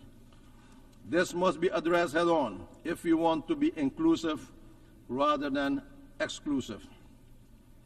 My country, Suriname, can attest to the importance of urgent need to reform the global financial and political system and to build greater trust in the multilateral system. Because of our ranking, we are not eligible for several global financial instruments to the detriment of my people. Since taking office in July 2020, my government has successfully started a policy of financial economic reforms, including restructuring the debt portfolio supported by an IMF program and international financial institutions. The impact of the various crises and national efforts to reform the economy has not been easy for the population, but we are on the road to recovery now. Macroeconomic stability has been achieved. We established a social safety net and increased several social benefits, all meant to make sure that we did not forget or excluded that part of our population from restoring a healthier economy. Madam President, 2024 statistics reveal that progress in the area of climate action is inadequate, with global greenhouse gas emissions still rising, despite the need for reductions. climate action can no longer be postponed nor ignored. Soon we'll meet in Azerbaijan for COP29. Madam President, will we be repeating ourselves with empty promises and pledges, or will we take decisive action to save this planet from extinction? Madam President, Suriname is committed to the Paris Agreement. Suriname has also submitted ambitious nationally determined contributions and has recently started the process of carbon credit trading. Suriname aims to remain a carbon-negative country with a high level of biodiversity and more than 90% forest coverage. With this conscious choice to limit deforestation, we sacrifice economic development for our people. For this, Madam President, we are not compensated while everyone benefits from our decision. Carbon negative and carbon neutral countries must be supported for maintaining that status. We are in favor of a just transition to a carbon-less economy for the coming decades, but we also expect to be allowed to develop our natural resources in an environmentally friendly and balanced manner in compliance with the international standards and practices. In fact, we have already embarked in such a development path by introducing more renewables to our energy grid, utilizing technological innovations to reduce our carbon footprint even further. Madam President, Suriname has had, over the past 100 years, industrial development of bauxite industry, onshore oil production, gold production, as well as agriculture production and other industries. And despite these activities, Suriname is among the 3 carbon-negative countries in the world. At the same time, Suriname is among the 7 most vulnerable countries with respect to the effects of rising sea levels. Madam President, not only have the international pledges for climate financing not materialized in the way pledged, but access to the available resources is an enormous challenge. Simplification of the application and appraisal procedures must be put in place to have the required impact at local level. Regretfully, we also observe that a large part of these funds finds their way in time-consuming and expensive studies, consultancies, and advisory services. In the meantime, the situation on the ground in the affected regions and countries is deteriorating. Often the requested assistance comes too late. Madam President, to transform the well-being of our communities, we must embrace diversity and work towards social justice and inclusion. That is what responsible leaders do, making sure no one is left out or excluded. We must practice what we preach. Madam President, while the humanitarian and security situation in the Republic of Haiti remains of concern, we are pleased to note also through leadership of the Caribbean community, a roadmap towards free and fair elections has been initiated and a transition government with a clear mandate has been installed. We cannot leave Haiti and its people alone and behind. Haiti fatigue is not an option. We urge the international community to financially and technically support Haiti on its path forward. Suriname will contribute to the MSS with security personnel and remains committed to assist in whatever way we can.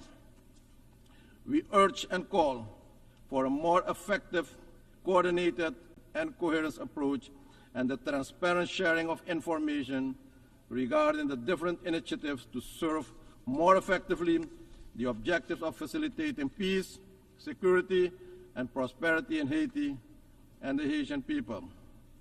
Madam President, leaving no one behind should also include lifting the long-standing economic embargo against Cuba and its people. Adopting the Pact of the Future represents an opportunity to redirect a new path for humanity to address current challenges while laying the groundwork for sustainable solutions. We need to foster collaboration and strengthen partnership to address the long-term global issues as climate change, social inequality, and access to affordable health care and quality education for all. Small nations need the support for digital transformation, providing the tools and capacity building initiatives needed to fully integrate into the global digital economy. We must, Madam President, utilize technology in a positive and constructive manner to facilitate financial inclusion for all, access to general education and skills training, but also telemedicine and treatment, as well as instant government services. Madam President, 2024 marks the 5th time for me to address the General Assembly.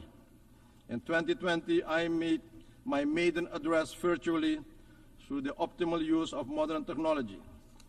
At that time, I remarked that multilateralism came under attack on several occasions.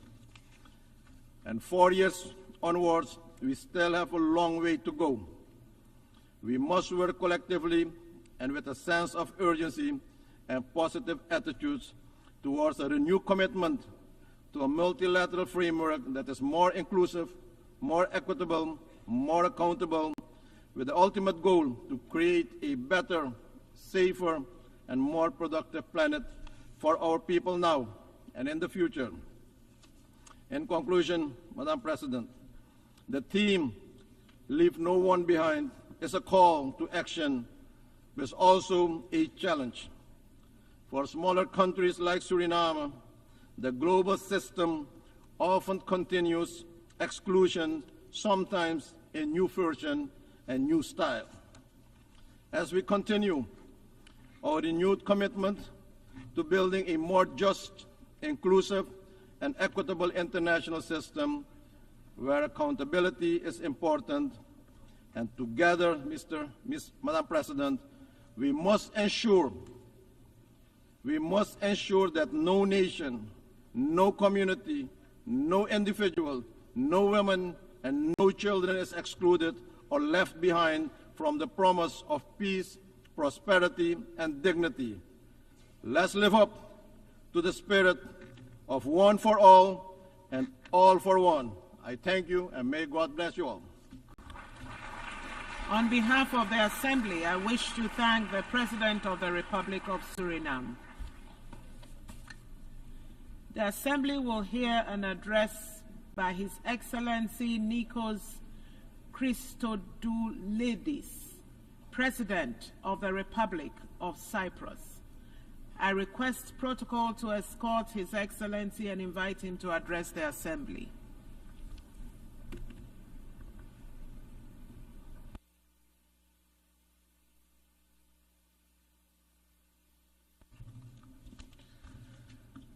Madam President, Your Excellencies, ladies and gentlemen, at the outset I wish to congratulate His Excellency Ambassador Philemon Yang for his election as President of the 79th session of the General Assembly. Rest assured, Mr. President, of Cyprus' steadfast support for your mission. Your Excellencies, I humbly stood at this podium for the first time last year. My main premise then was that the UN Charter is not a reality. It is a promise, a sacred pledge that we inherited from our predecessors, from those who had the remarkable courage, the clarity of vision to put pen on paper, vision to action, and to solemnly declare, never again.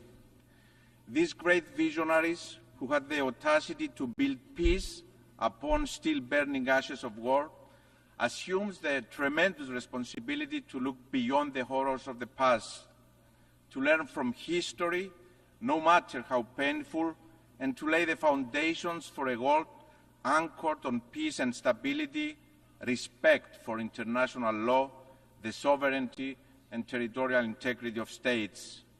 A world that leaves no one behind, that ensures prosperity and human dignity for all. Burning like a torch lit from those ashes, this promise was passed to us. Their voices are echoed in the halls of this building, which stand as a beacon and a symbol of the only path to the fulfillment of the UN Charter, which each and every state, each and every one of us undertook to uphold: multilateralism and respect for international law, diplomacy, peaceful settlement of disputes, cooperation over use of force and aggression, laying down arms. A world order that does not appease the aggressor, the violator of international legality. Ladies and gentlemen, only a few weeks after last year's General Assembly, on October 7, the world was shocked by the unimaginable, horrendous brutality of the terrorist attack against innocent civilians. No one was spared the blindness and cruelty of terror that Saturday morning. Women raped, children killed and abducted, the elderly witnessing the burning flame of their loved ones, their future extinguished before their eyes. Their screams penetrating the hearts, forever changing the landscape of their lives, penetrating the conscience of humanity.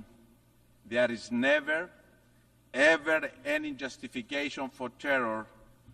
There is never, ever any justification for such blatant disregard for human life and dignity. No matter where it comes from, no matter whom it concerns us all. When rape is used as a weapon of war against women and girls, when children are abducted, our voice needs to be loud, clear, united, and unequivocal. Those are our daughters. Those are our children, and we failed them. Let me be clear. Ours is a mission for the innocent. Innocents know no country, age, race, no religion. Human pain and human dignity is equal for all, and it must be upheld always in each and every context. Dear friends, in the immediate aftermath of the October 7 attack, and as the humanitarian situation in Gaza deteriorated, my country, the Republic of Cyprus, acted. We acted on our moral responsibility to help the innocent civilians of Gaza, men, women, children, suffering abhorrent conditions no human should ever endure. As a country that is an integral part of the region, Cyprus built on the long-standing bonds of friendship and trust with our neighbors. Fulfilling our duty as an anchor of stability in the turbulent sea, as the European Union's lighthouse in the Eastern Mediterranean, we delivered the Amalthea Maritime Corridor to the international community, a lifeline of hope and humanity. The Cyprus Humanitarian Corridor is a manifestation of the spirit and the letter of the UN Charter, cooperation and multilateralism. It aptly demonstrates the power of diplomacy, one of our most powerful tools. Cyprus worked closely with regional and international partners, with the United Arab Emirates, the United States, with the concrete support of the European Union, the United Nations, united by a shared vision. These guiding principles are the beacon of our engagement in international relations, the power of diplomacy as a force for good. We have consistently manifested this commitment and will continue to do so. Cyprus has acted time and time again as a regional evacuation hub at time of crisis, a safe bridge, a safe haven for civilians. Dear friends, the Palestinian children that have been orphaned, forced to live in tents with no access to the most basic items of existence, Food, shelter, education, safety are also our children. No child should ever endure such nightmare. They didn't cause this war. They do not deserve it. They suffer in silence. Their cries are haunting our conscience. We have also failed them. The situation in Gaza is a desperate cry for us to act decisively. We must do all that is in our power. We must act as leaders, as states, as international and regional organizations. My country has emphatically stressed the need for the respect of international humanitarian law, the protection of civilians, the rapid, safe and unhindered flow of humanitarian aid into Gaza, for the immediate and unconditional release of all hostages. This war must end now. The suffering must stop now. We have also consistently underlined and acted on the imperative of avoiding further escalation and destabilization in our region and of the vital importance of preventing regional escalation. We are deeply alarmed by the recent developments in our neighboring Lebanon and stress the need for restraint. A step back must be taken from the brink. Excellencies, the wider region of the Eastern Mediterranean and the greater Middle East, our neighborhood, is no doubt a turbulent region faced with a multitude of complex challenges. And yet, this neighborhood is so much more than the prevailing narrative. I will never accept the linear narrative of a region in turmoil. It is a narrative that ignores the complexities, but also the immense promise of the region and its people, the dynamics of opportunity and change that are unfolding. I have seen this journey closely, witnessing the full cooperation in the region, experience firsthand what countries of the region can achieve when they come together behind a common vision for the future, committed to multilateralism, always in respect of international legality. And I'm convinced that the Eastern Mediterranean and the wider Middle East can move decisively beyond the prevailing narrative of being a region in turmoil and become a hub of stability, peace, and cooperation. For the region to fulfill its promise, there has to be a path for lasting peace. There is an urgent need to reinvigorate the Middle East peace process and reach a political settlement in line with the relevant UN Security Council resolutions. There is no other path to walk. Out of tragedy and suffering of the last year, let us exert every effort to ensure there is lifeline to peace. There are no shortcuts, no alternatives or substitutes to a lasting peace. There are no frozen conflicts. The vacuum created in the absence of a viable peace becomes a breeding ground for crisis and conflict. We can never be complacent. This is a painful lesson recent history teaches over and over again. The Russian invasion of Ukraine, a sovereign nation, came as yet another stark reminder of what is at stake if we don't defend and uphold the principles enshrined in the UN Charter.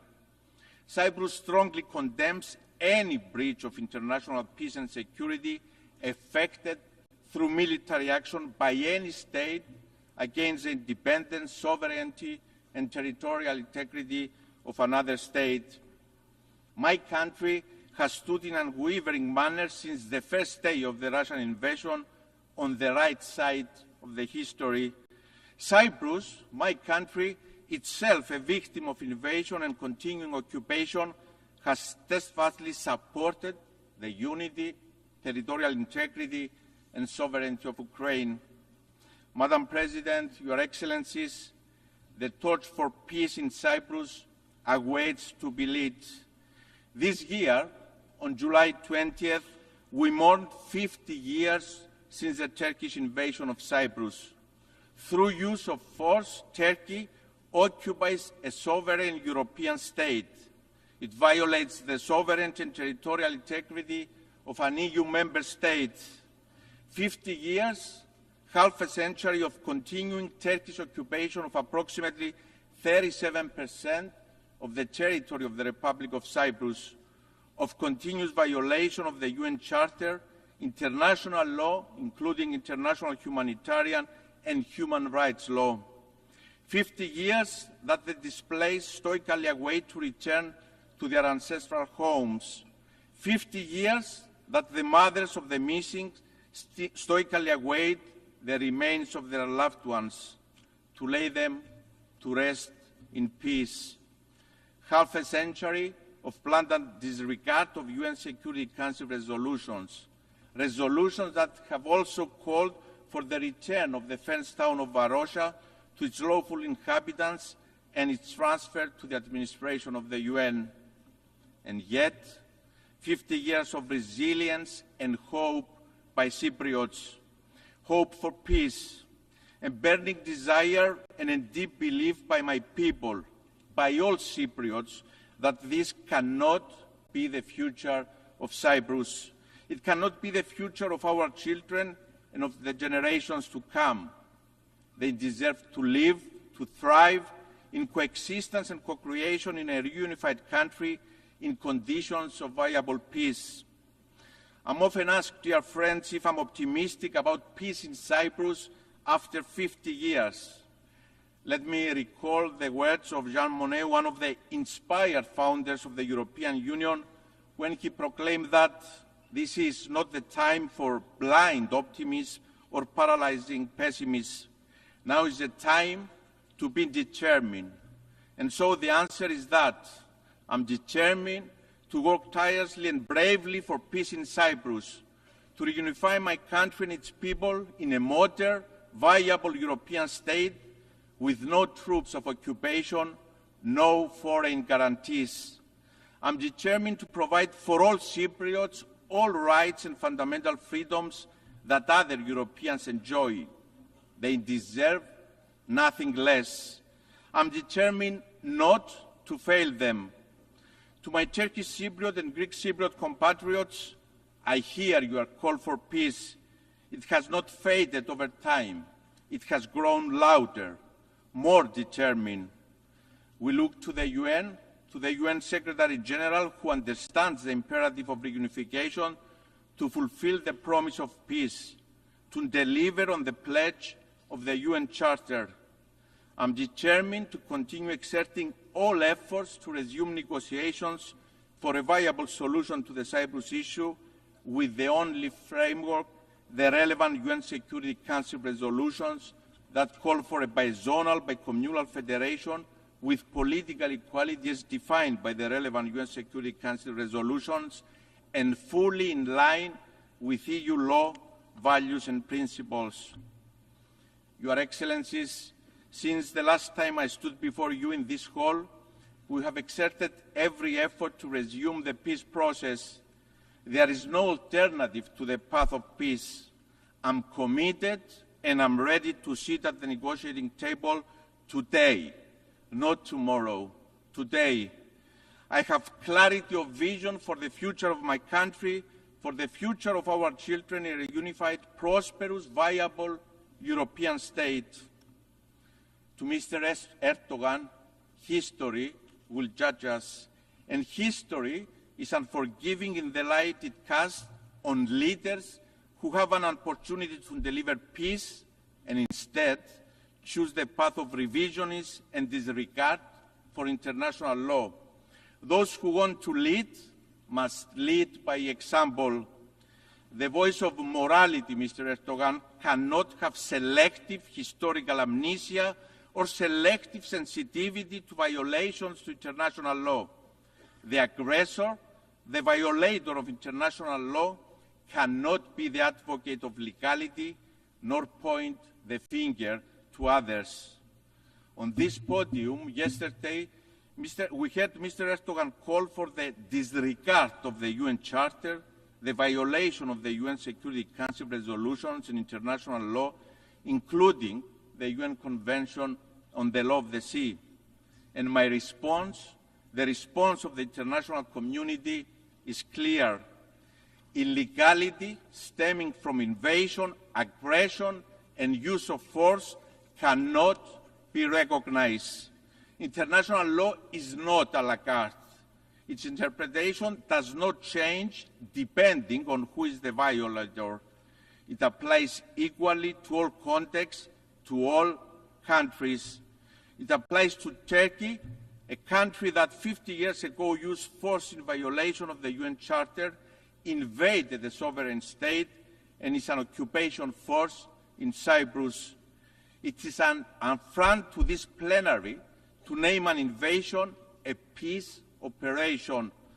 Revisionists cannot change reality, not now, not ever. To Mr. Erdogan, I also say now is the time to deliver on your proclaimed commitment to international law and to peace. No country that believes in the moral superiority of its position refuses to sit on the negotiating table. I adamantly believe that we can carve a new path, one of peace, cooperation, and collaboration. We cannot change geography. It is an opportunity, not a curse. Turkey and Cyprus will always remain neighbors. Let us change the narrative. Let us transform our proximity into a promise. Let us build together a legacy of peace that can be transformative for the whole region. Ladies and gentlemen, in our common agenda, the Secretary General remarked that humanity faces a stark and urgent choice, and break down or break through. I welcome the Secretary General's new agenda for peace and support multilateral efforts towards peace and security. Collective action is urgently needed to address the changing nature of conflicts, including challenges posed by new technologies, the climate emergency, rising inequalities, and backtracking on human rights. Halfway to the deadline, it is alarming that our world is off track to achieve the 2030 Agenda for Sustainable Development. Despite some glimmers of hope, action, transformative solutions and comprehensive reforms are urgently needed. The agendas and resolutions are in place. We don't need more words. We need action. Human rights constitute the backbone of the multilateral system, and it is a top priority for Cyprus' foreign policy, guided by our long-lasting commitment to promoting, protecting, and fulfilling all human rights, as well as advancing and strengthening international human rights within the United Nations.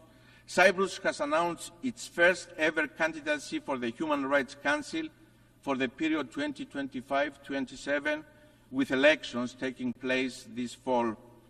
Our candidature stems from our deep dedication to promoting, protecting, and fulfilling basic human rights for all, as well as advancing and strengthening international human rights within the United Nations system.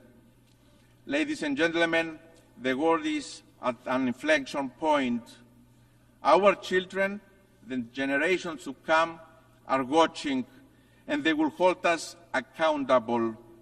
The decisions we make today, the courage and vision we transform into action, have the potential to change the trajectory of the world.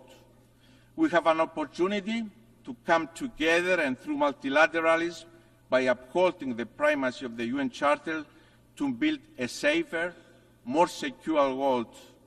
The nature of the challenges we face is such that no country can address it on its own. We need to come together. We, the peoples of the United Nations, determine. Thank you very much.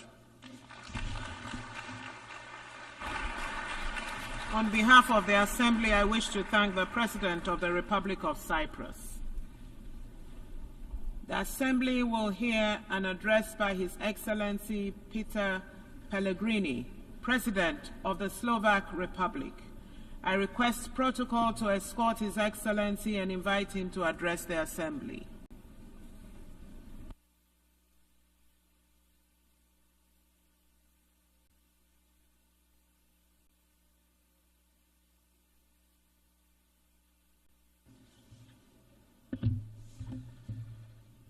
Madam President, Excellencies, ladies and gentlemen, it is an honor and privilege to address you from this place.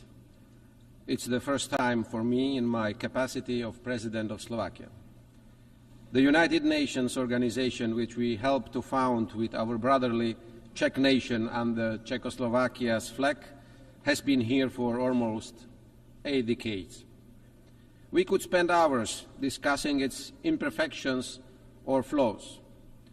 We have a legitimate right to ask how the UN delivers on its core mission, and that is maintaining peace, guaranteeing international law and protecting human rights.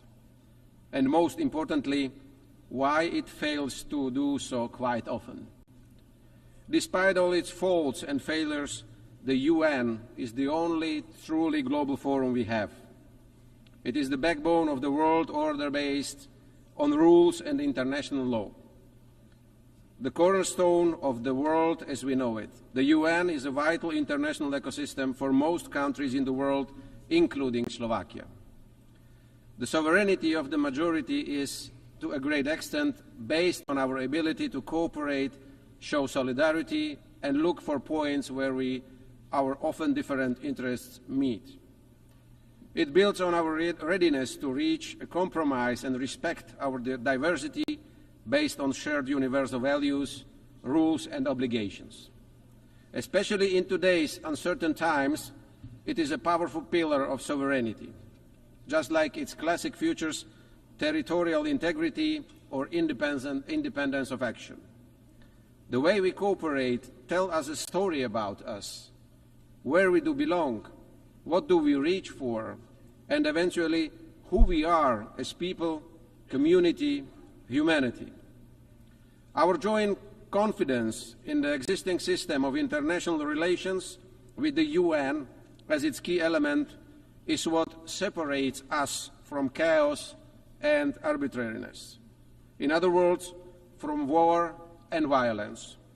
There are countries and entities among us that believe that the absence of rules will be the breeding ground for their future success. They believe that the force is above the law.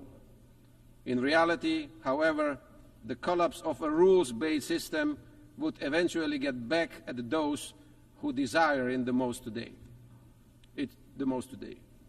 In Slovakia's immediate vicinity, in Ukraine, a war has been going on for almost 1,000 days already. As a result of Russia's aggression, which violated such basic principles of international law as sovereignty and territorial integrity, it is worth reminding that our neighbor, Ukraine, legitimately defends its country and its people according to international law, including the UN Charter. Every day, this war continues to destroy their lives, the infrastructure, and the future of Ukrainian men and women.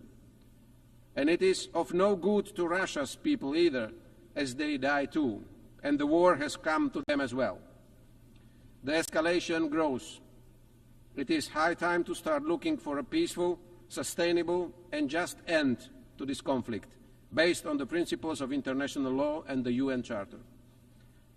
Looking at the world's geography for parts of the globe, it might seem like a local and by far not the only serious conflict the world faces today. Let us recall the suffering of the people in Gaza after the horrific terrorist attack by Hamas against Israel and the casualties on both sides. Or the state collapses in Haiti or Sudan, both followed by humanitarian disasters. However, from the international community's point of view, what we see here is an existential struggle for the nature and future of international law and adherence to agreed rules.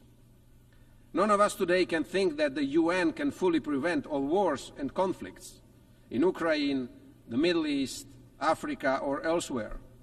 The reason, however, isn't some kind of alleged dysfunction of the organization and its agencies. It is rather the lack of joint political will in its highest body, the Security Council. On the other hand, it's a fact that the UN was born with powerful and exclusive checks without effective balances. For years, there has been a general understanding that the UN needs a deep reform, and Slovakia stands ready to continue assisting this legitimate effort. We see that we must rather look for effective prevention, management, and eventually solutions to conflicts within local or continental alliances. The role of the UN remains central, but the need for partnership with regional organizations is growing. For us in Europe, it is NATO and the EU. This is the only way for the UN, with its foundations laid in the last century, to withstand the threats and challenges of the current one. I don't find it appropriate or useful to divide the world into global north or global south, east or west. Much more important is to look at who respects our shared rules and obligations and who doesn't, who is interested in making them stronger and acting by them, and who is rather undermining them or applying double standards. All of us are far from perfect. However, it fills me with hope that those of us who respect our shared values and rules form the vast majority here, and those who despise, systematically ignore, harm, or apply these rules only when it comes in handy are only a few. It's often those who try to take apart not only the rules but also the meaning of words. In the flood of information and misinformation that we face today, we must not renounce the truth. The reverse is still the reverse and not the face. A lie is just a lie, not a fact of an alternate reality. Aggression is no defense. Occupation is no brotherly help, liberation, or some mythical togetherness.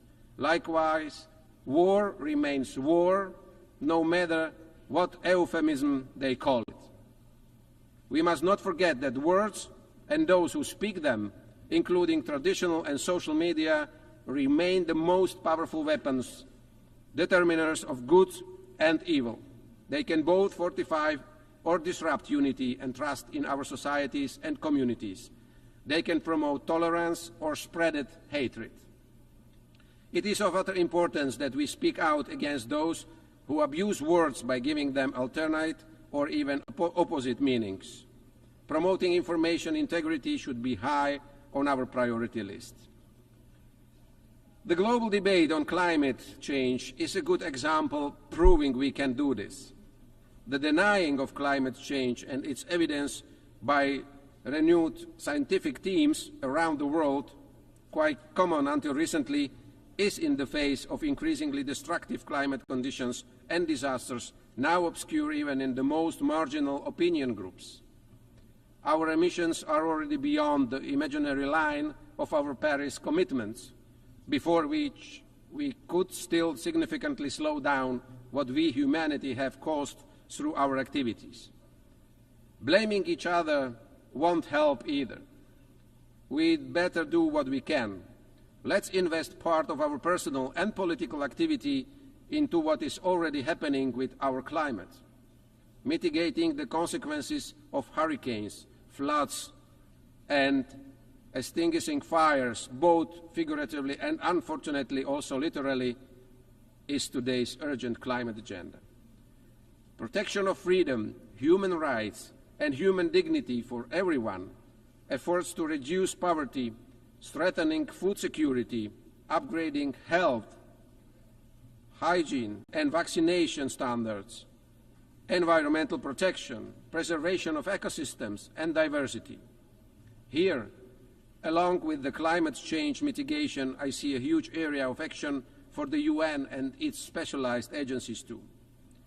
Practical and well-directed policies, coordination of different national development and assistance programs into regional synergies and successes, as well as comprehensive and expert evaluation of green transition efforts. That is what I expect from the UN of today. I am proud that Slovakia belongs not only in Europe, but also globally to the leaders in compliance with the joint climate commitments. I believe the UN should also pay much more attention to the technological and digital aspects of our lives. Today, it's almost equally important as our physical identities. What I have in mind is no global regulation. That is a task for regional actors. I rather think of the widest possible involvement of new technologies into everything that the UN has been working on. My point is that the whole world should more evenly benefit from technological progress. It should become one of the main engines of social progress and a way to level differences and promote gender equality. All of this is also a part of the basic mission of the UN. Another pressing problem in front of many countries and the entire international community is migration. It is a phenomenon that divides us rather than unites us. An agenda, elections are won or lost today. However, we should never forget that the most of our ancestors across Europe were refugees too, when they fled before war, poverty or persecution during Nazism or communism. There is no magic formula for addressing illegal migration. It is, however, clear that many aspects of migration need clear rules, transparent procedures and effective policies, measures which will help the source, transit as well as target countries. And it is also legitimate to appropriately address all security risks that in particular the illegal migration brings. But what we need in the first place is a calm, pragmatic and realistic dialogue leading to the cooperation of all concerned parties, which not only deals with the consequences, but above all with the causes of illegal migration as well as those who aid and profit from it. Excellencies, ladies and gentlemen, Slovakia has a long-term been an active member of the UN. In the spirit of all these issues, priorities and challenges that I mentioned today, Slovakia is preparing as a candidate for a non-permanent seat in the UN Security Council in 2028 and 2029. Our diplomats and experts are sitting in executive boards of several specialized UN agencies. The roots of Czechoslovak and today's Slovak diplomacy are closely linked with international cooperation. Names like Milan Rastislav Štefánik, Štefan Osusky, Ivan Krno or Jan Papanek are well known in the diplomatic community, and some of them left a strong footprint here in the UN corridors too. The last one, Jan Papanek, was Czechoslovakia's delegate at the San Francisco conference and was one of the 14 people who formulated the final text of the charter that gave birth to this organization. All these prominent Slovak diplomats had one thing in common. They all were true and convinced multilateralists. And it is to multilateralism that we, to a large extent, owe our modern statehood and identity. It's therefore up to us, the leaders of this world, to stress in communication to our citizens that the building blocks and rules of the international community, which we have been lying together for almost 8 decades since 1945, have no sustainable alternative. It is our task to say and repeat that we must not bring them down, but on the contrary, fix and bolster them. Multilateralism, just like the world around us, is complex and has many diverse and often opposing layers. It requires a lot of patience and it often brings frustration and bitterness. However, it's also the most precious generational wealth that we can rely to our posterity. It's up to us in what condition and how well or ill prepared for the future we will jointly pass it on. Thank you very much. On behalf of the Assembly, I wish to thank the President of the Slovak Republic. The Assembly will hear an address by His Excellency Nangolo Mbumba, President of the Republic of Namibia. I request protocol to escort His Excellency and invite him to address the Assembly.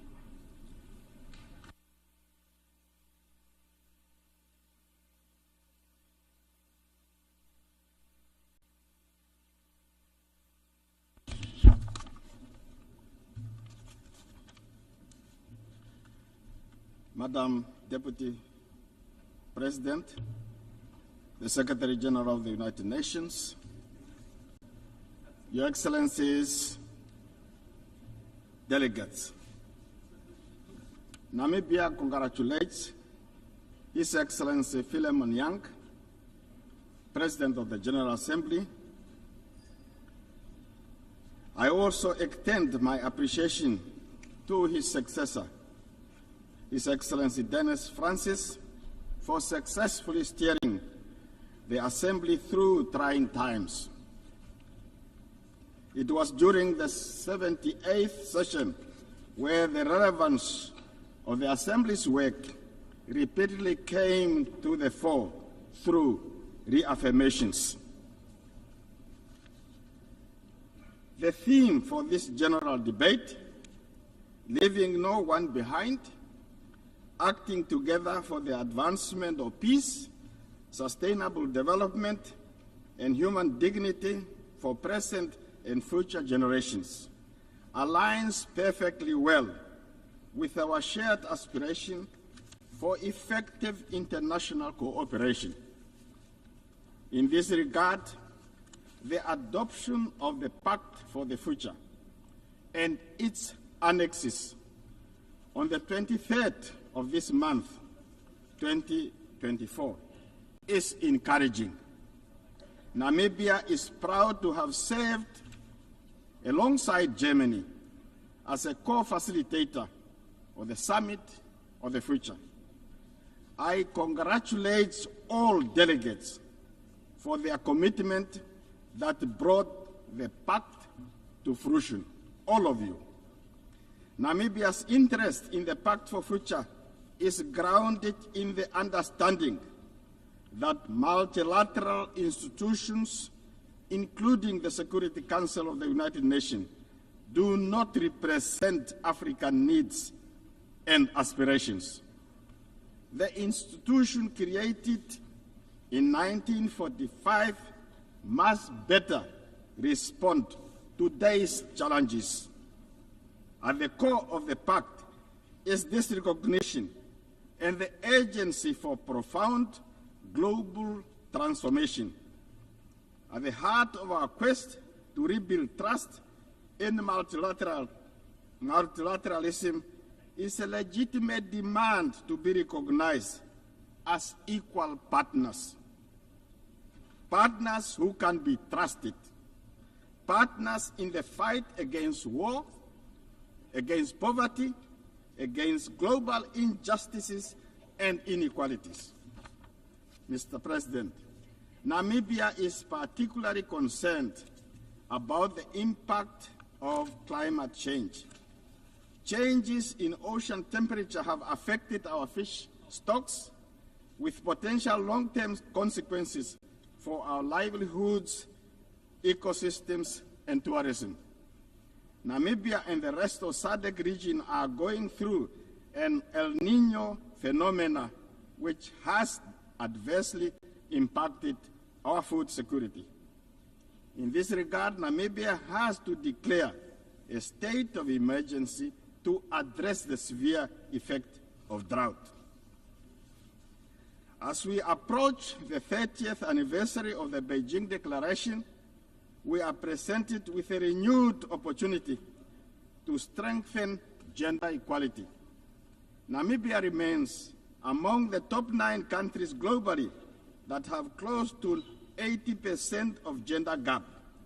In the past 12 months, we have achieved perfect parity in the National Assembly, where 50% of representatives are women. Namibia is preparing for the 8th Presidential and National Assembly elections on 27 November 2024.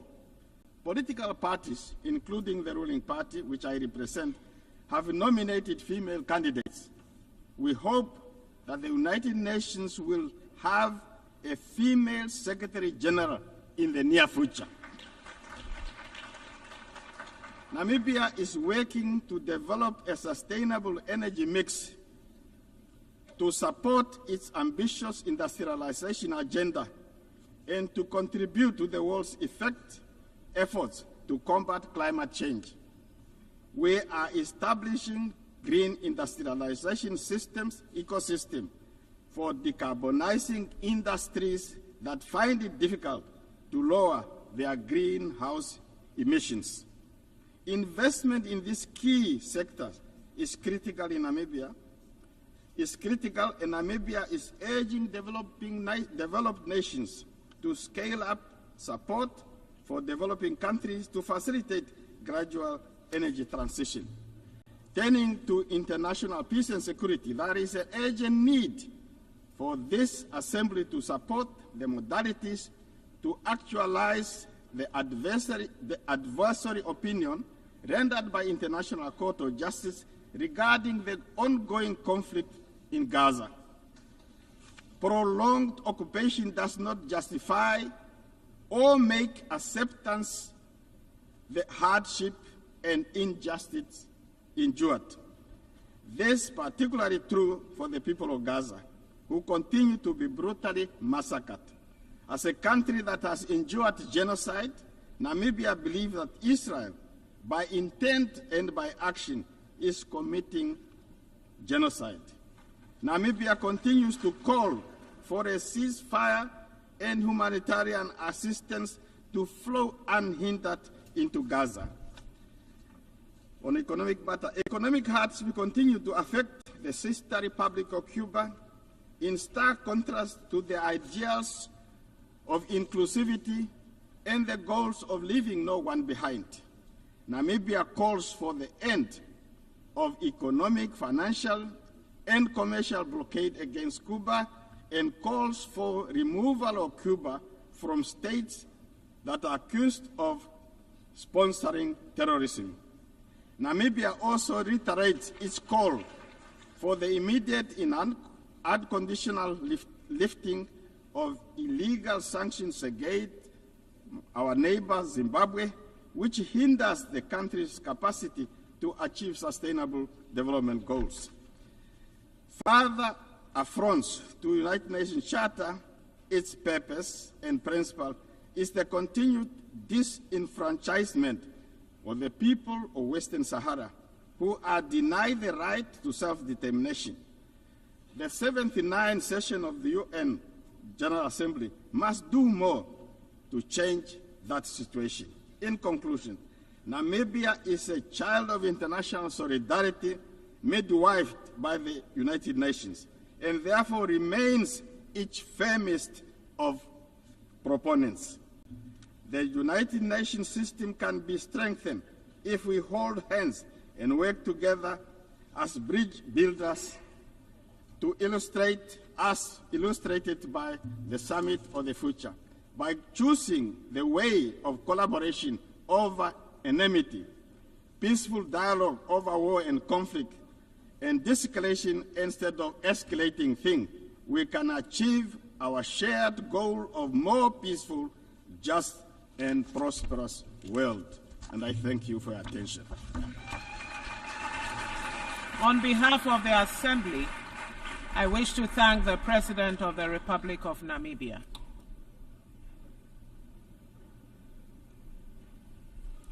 The Assembly will hear an address by His Excellency Mohamed Yunus Menfi, President of the Presidential Council of the State of Libya. I request protocol to escort His Excellency and invite him to address the Assembly.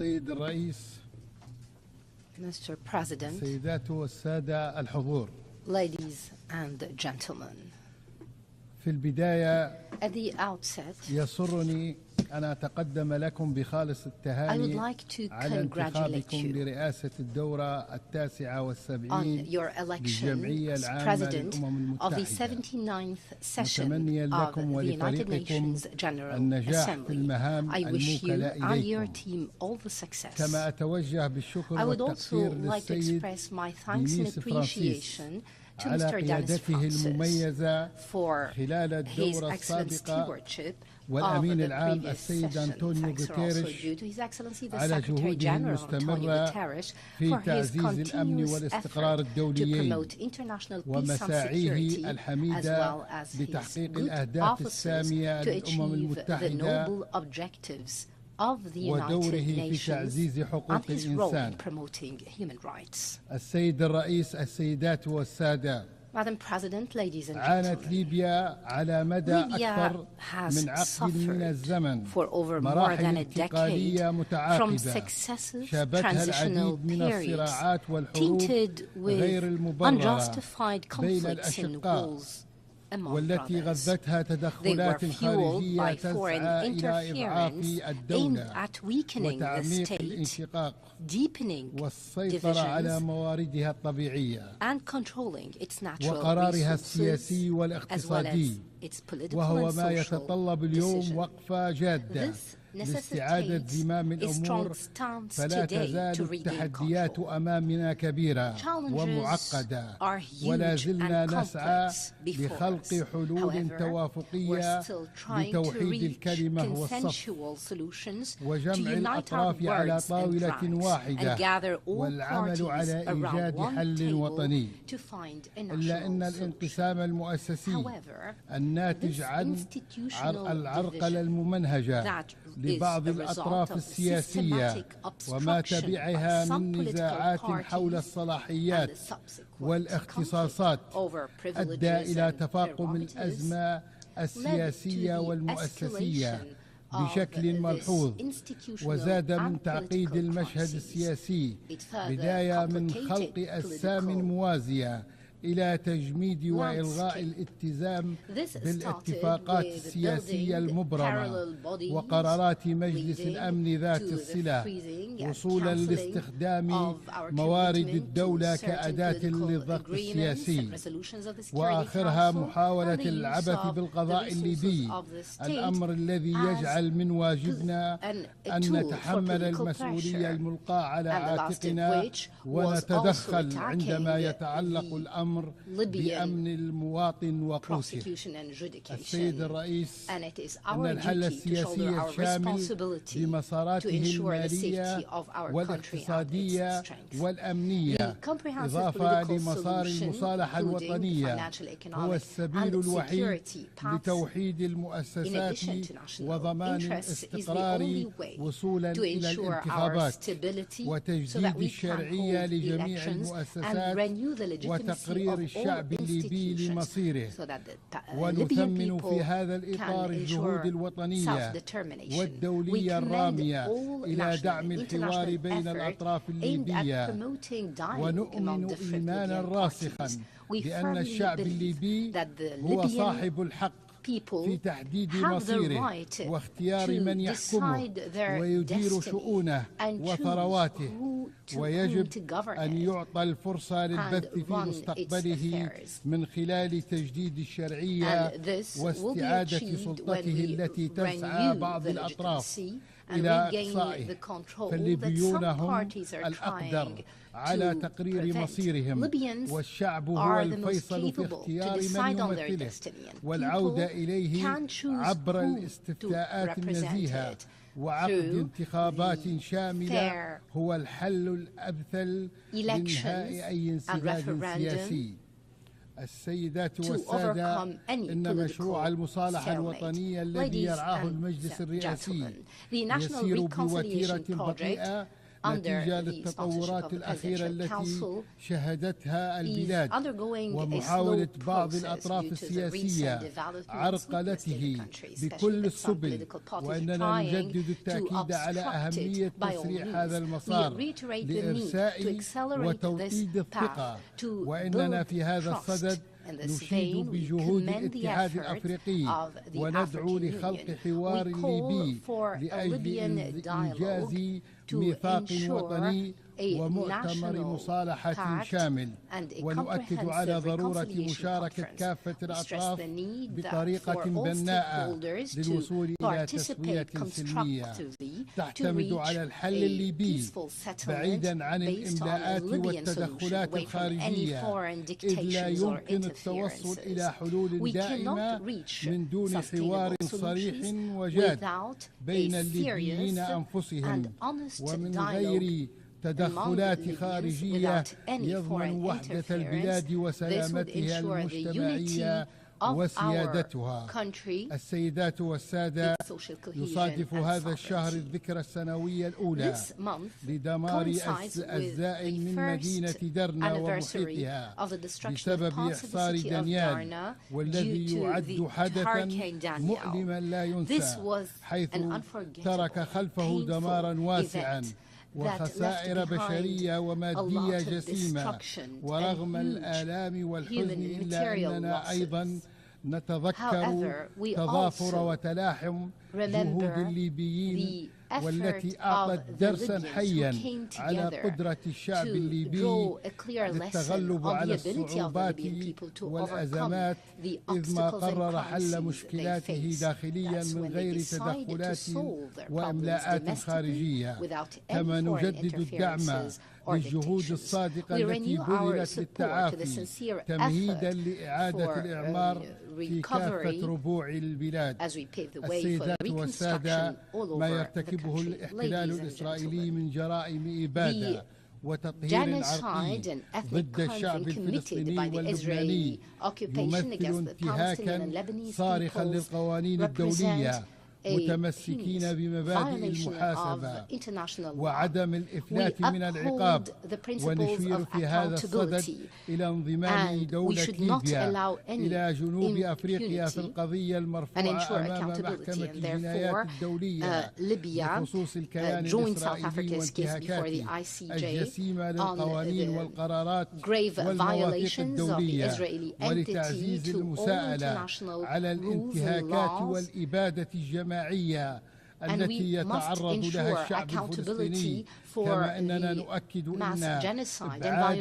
violations شبح that the نشوب Palestinian حرب people are subjected إقليمية to. We في stress the المنطقة need يكون من to خلال معالجة الوضع في work in غزة addressing وإيقاف the الانتهاكات situation والاعتداءات الجسيمة eliminate في the فلسطين specter of a ونؤكد regional على war حق in الشعب the region الفلسطيني through في addressing the تقرير situation in مصيره Gaza and putting an وإقامة end to دولته the المستقلة heinous violations against وعاصمتها القدس Palestine. We الشريف. stress the السيد right of the الرئيس، Palestinian people in السيدات والسادة، self-determination, establishing أما their على independent صعيد القضايا statehood الإقليمية with Jerusalem as والدولية its capital. فإننا نؤكد Ladies على and ضرورة gentlemen, Mr. President, تضافر turning الجهود to the regional في and مكافحة international الهجرة غير affairs, we الشرعية stress the need for والإرهاب concerted حيث effort أن هذه to counter القضية illegal تمثل تحديا migration and كبيرا terrorism. ليس This لليبيا فحسب represents a بل huge challenge, للكثير من not الدول only to Libya, وخاصة but to الدول many other countries, الأفريقية especially the ودول African المنطقة وليبيا countries كونها in the دولة region عبور and Libya, for we تتحمل are عبئا a كبيرا transit في هذا country الشأن that shoulder huge ونحن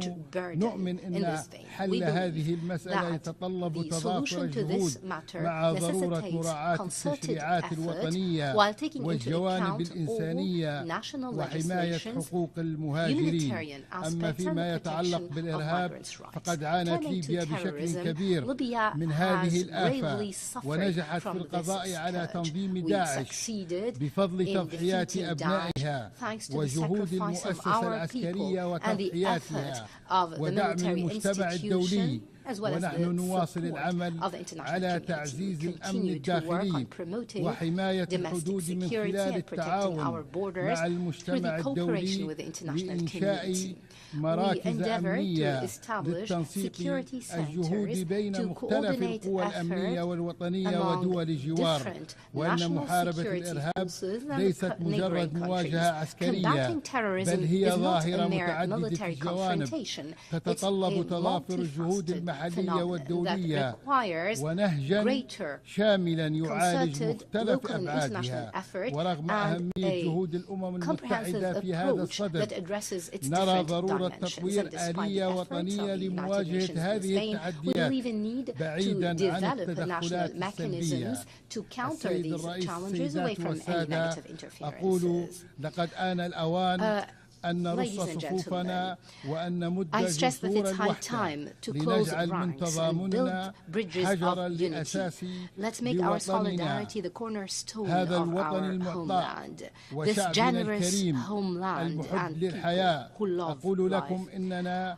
I لم assure ننعم you that أو لن ننعم we would not بخيراتنا enjoy وثروات وطننا our طالما wealth بقيت بذور الفتنة والشقاق تنمو بيننا if the seeds of وإن strife and وحدتنا discord هي continue to المفتاح thrive among us. لاستقرارنا Our unity وهي is the الأمل path to our الذي stability. سيحمل It's the hope أبنائنا that نحو would carry مستقبل our أفضل children into a وأدعوكم better future. للتشبث I urge you to بوحدتنا uphold our الوطنية national ونفض unity and التدخلات take off الخارجية التي interference تهدف إلى that تقويض aims at مساعينا undermining إن our التاريخ endeavors.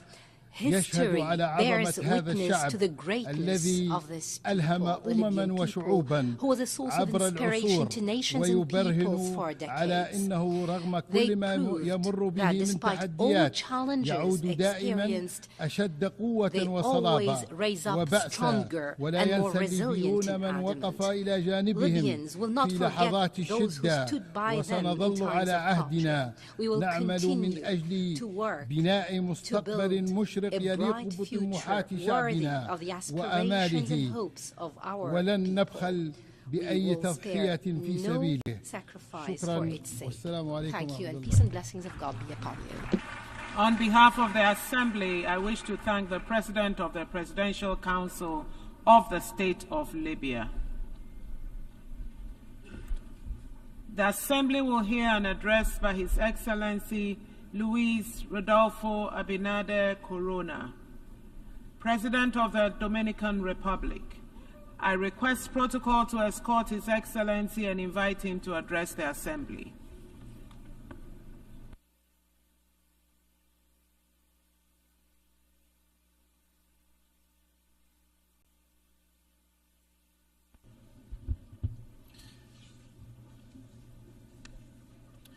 Excelentísimo señor Philemon Yang, Excellency, presidente Mr. Philemon Yang, de la 79ª President of the sesión 79th de las Naciones Unidas, session excelentísimo of señor the UN Antonio General Assembly, Your Guterres, Excellency, secretario general de las Mr. Naciones Antonio Unidas, Guterres, United Nations excelentísimos Secretary señores General, jefes de Estado y de Heads Gobierno, of State and Government, honorables jefes de delegación, distinguished señoras heads y of señores. delegation, ladies and Ante gentlemen. todo, deseo en nombre del pueblo I wish, on dominicano behalf of the felicitar la Dominican elección del people, señor Philemon to Yang express my como presidente de esta congratulations to Mr.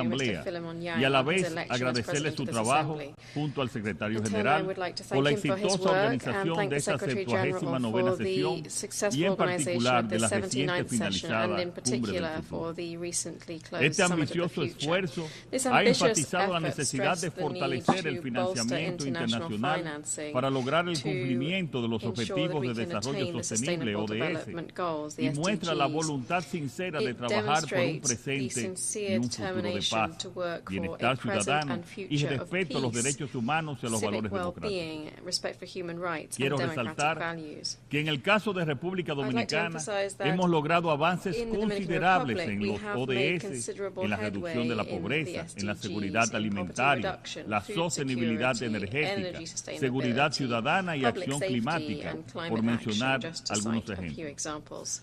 A título de ejemplo, la pobreza By way of monetaria se example, redujo del monetary poverty 25.8% en el 2019 al 23% en el 2023, a pesar de la pandemia y los This efectos de la despite the guerra. pandemic and Y en the el primer effects of the semestre de este año war. bajó al And in the first half of this 18.9%, year, el it nivel fell to más bajo en nuestra historia. 18.9%, which is the En lowest estos level in 4 our años de history. gestión, Over the 4 hemos years of our más que duplicado el administration, gasto we have more destinado en la than protección doubled social. spending on social Nuestra protection. política agrícola Our ha sido elemento clave para garantizar la seguridad alimentaria y mantener la rentabilidad de los productores dominicanos. A pesar de ser una isla con recursos limitados de tierra cultivable, hemos pasado de un 88.5% de autosuficiencia alimentaria en 2019 a un 90.6% en el 2023. Hemos logrado en gran medida la autosuficiencia de este sector. En cuanto a la generación, transmisión y distribución de energía asequible y no contaminante, hemos logrado avances significativos, así como importantes mejoras en las regulaciones eléctricas.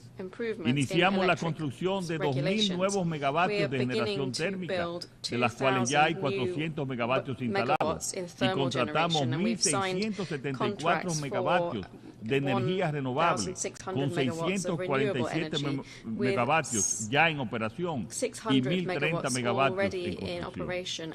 Para finales de 2027, por primera vez contaremos con un excedente de generación superior al 15%, lo que garantizará una mayor estabilidad y sostenibilidad y mejores precios del suministro energético. La seguridad ciudadana también ha experimentado una mejora notable. En 2022, la tasa de homicidios en nuestro país fue de 13.2 por cada 100.000 habitantes.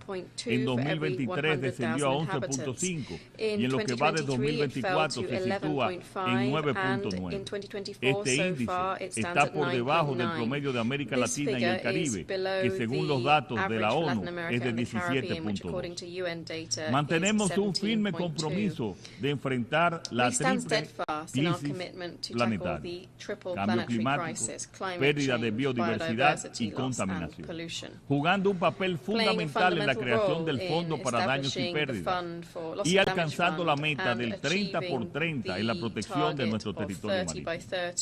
Estos cruciales temas requerirían toda nuestra atención. Sin embargo, el resurgimiento de la guerra y la violencia desbordada nos obligan a enfocar esta lamentable urgencia. Desde su aprobación en el 1945, la Carta de las Naciones Unidas nos ha servido bien, pero tras 7 décadas se han acumulado una serie de retos y desafíos que hoy desbordan su marco institucional, como lo ha enfatizado el secretario general Guterres en su discurso de apertura. Existe un consenso generalizado de que necesitamos con urgencia un nuevo modelo de gobernanza global. Uno que fomente mayor confianza y efectividad en las decisiones emanadas de este imprescindible concierto de naciones. Para la República Dominicana, el compromiso con un multilateralismo efectivo y renovado es prioritario. Este enfoque es necesario para garantizar el respeto al derecho internacional y proteger a las naciones frente a las amenazas globales que comprometen su seguridad y bienestar. Sin una acción concertada y basada en principios, los cimientos de la comunidad internacional se seguirán debilitando. Desde su formación, República Dominicana ha sido un pueblo abanderado de la paz, de la solución pacífica de los conflictos. La pérdida de miles de vidas inocentes, niñas, niños y envejecientes resulta intolerable, y por esto alzamos nuestra voz para reclamar de manera enérgica la protección efectiva de la población civil conforme lo disponen las normas del derecho internacional humanitario. Una sólida teoría postula que las democracias rara vez van a las guerras unas contra otras. Los dominicanos estamos convencidos de que la promoción de la democracia es un elemento esencial para la construcción de una paz duradera. La democracia no puede reducirse a un sistema de procedimientos mecánicos. La democracia tiene que ser una realidad viva que transforme positivamente la vida de los ciudadanos. Señor presidente, nos encontramos en un momento crucial para la democracia en América Latina y el Caribe. En las últimas décadas hemos sido testigos de un preocupante deterioro en la calidad y el apoyo a los sistemas democráticos. De acuerdo con la reconocida encuestadora Latinobarómetro, el apoyo a la democracia ha tenido una considerable disminución entre el 2010 y el 2023, mientras que el apoyo al autoritarismo aumentó en el mismo periodo. Múltiples factores inciden en este declive. entre ellos las secuelas de las frecuentes crisis económicas globales que se han vuelto cíclicas desde finales de los años 90. Pero otro factor igualmente importante es que los ciudadanos no perciben los beneficios tangibles de la democracia y muestran gran preocupación por el personalismo y la corrupción, la confianza en las instituciones democráticas. Frente a ese panorama, resalta la propensión a perpetuarse en el poder, que en el caso de América Latina toma la forma de la reelección indefinida. En los últimos 30 años esta tendencia ha ganado fuerza, erosionando la democracia. Tenemos el ejemplo de Venezuela, que combina la concentración del poder, la persecución de la oposición y la censura a los medios de comunicación. Sin la debida transparencia que requiere cualquier proceso electoral y sin sustento documental alguno, la crisis no hará más que agravarse. Seguiremos insistiendo en la publicación de todas las actas electorales, su verificación por instituciones imparciales y el respeto al resultado emanado de la voluntad del pueblo venezolano. Sin esta publicación no puede declararse un ganador legítimo. La alternancia en el poder es un elemento esencial para garantizar un ejercicio político responsable y genuinamente participativo. La democracia parte de un principio fundamental. El perdedor tiene que aceptar su derrota y ejercer una oposición leal y constructiva. Otro principio democrático esencial establece que el ganador tiene el deber de no avasallar ni doblegar al adversario. La democracia no puede ser ejercida únicamente por y para los ganadores. La mayoría debe garantizar el respeto y la inclusión de las minorías, que gozan de iguales derechos y deben ser tratados con equidad y justicia. Señor presidente, el pasado 19 de mayo el pueblo dominicano me reeligió en la primera vuelta electoral para un segundo y último mandato presidencial, logrando además una mayoría calificada en ambas cámaras del Congreso. Con la mirada puesta en el fortalecimiento de la democracia dominicana, presenté muy recientemente una reforma constitucional ante el Congreso dominicano que busca consolidar el límite a la reelección presidencial de manera taxativa, 2 periodos consecutivos y nunca más. Esta reforma se propone dejar un legado de mayor estabilidad política y social a las futuras generaciones y buscar establecer un principio general de manera más clara y robusta. El poder es siempre transitorio y debe de estar al servicio de la gente. Señor presidente, toda democracia exige un compromiso con la defensa de los derechos humanos, fundamental para proteger la dignidad y la libertad de cada individuo y brindar legitimidad al poder político. El gobierno dominicano está profundamente comprometido con la protección de los derechos humanos a nivel nacional e internacional. Este compromiso forma parte integral de nuestra política exterior, que establece la promoción y defensa de los derechos humanos como uno de sus principales pilares. Aquí no hay cálculos ni bandos, tan solo principios. Por eso, la crisis en Haití merece una atención especial. Desde hace más de 3 años, la inestabilidad en el país vecino ha generado una presión significativa sobre nuestra seguridad. Venimos solicitando con firmeza el involucramiento de la comunidad internacional en un rol protagónico y sostenido en la estabilización del país. Esta es una necesidad estratégica para la seguridad en mi país y en toda la región.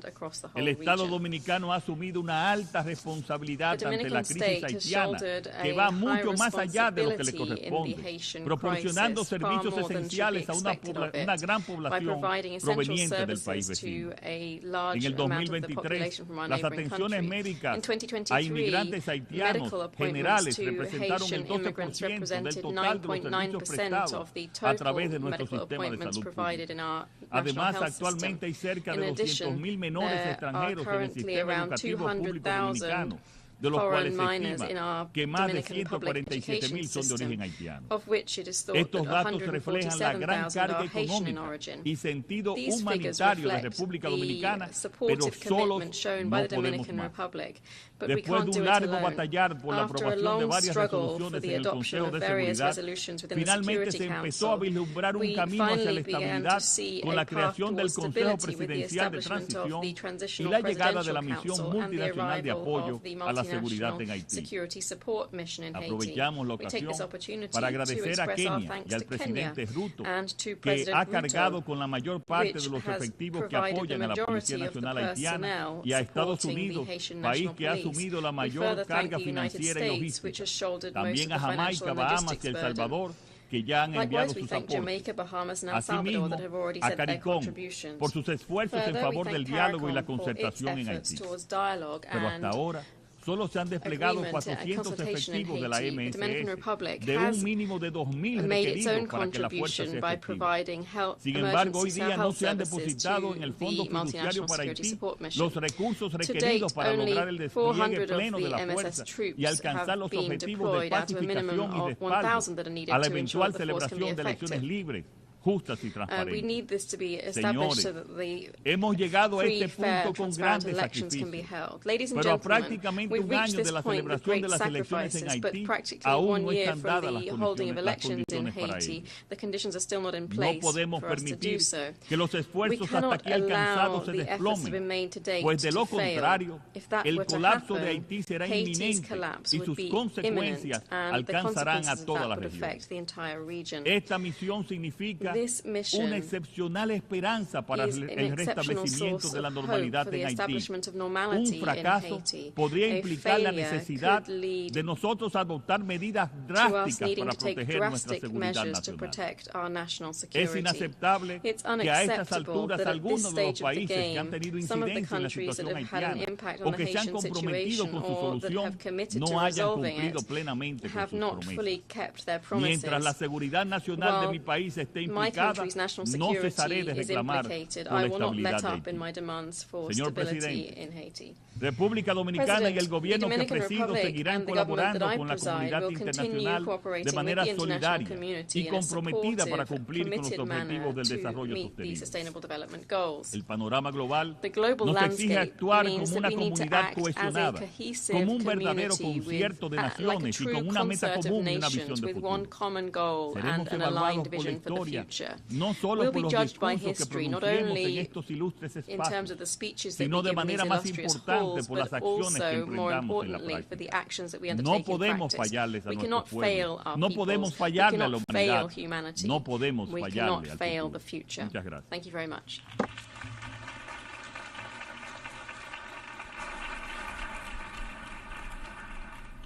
On behalf of the Assembly, I wish to thank the President of the Dominican Republic.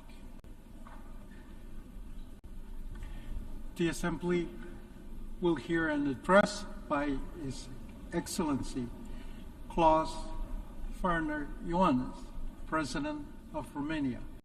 I request protocol to escort His Excellency and invite him to address the Assembly.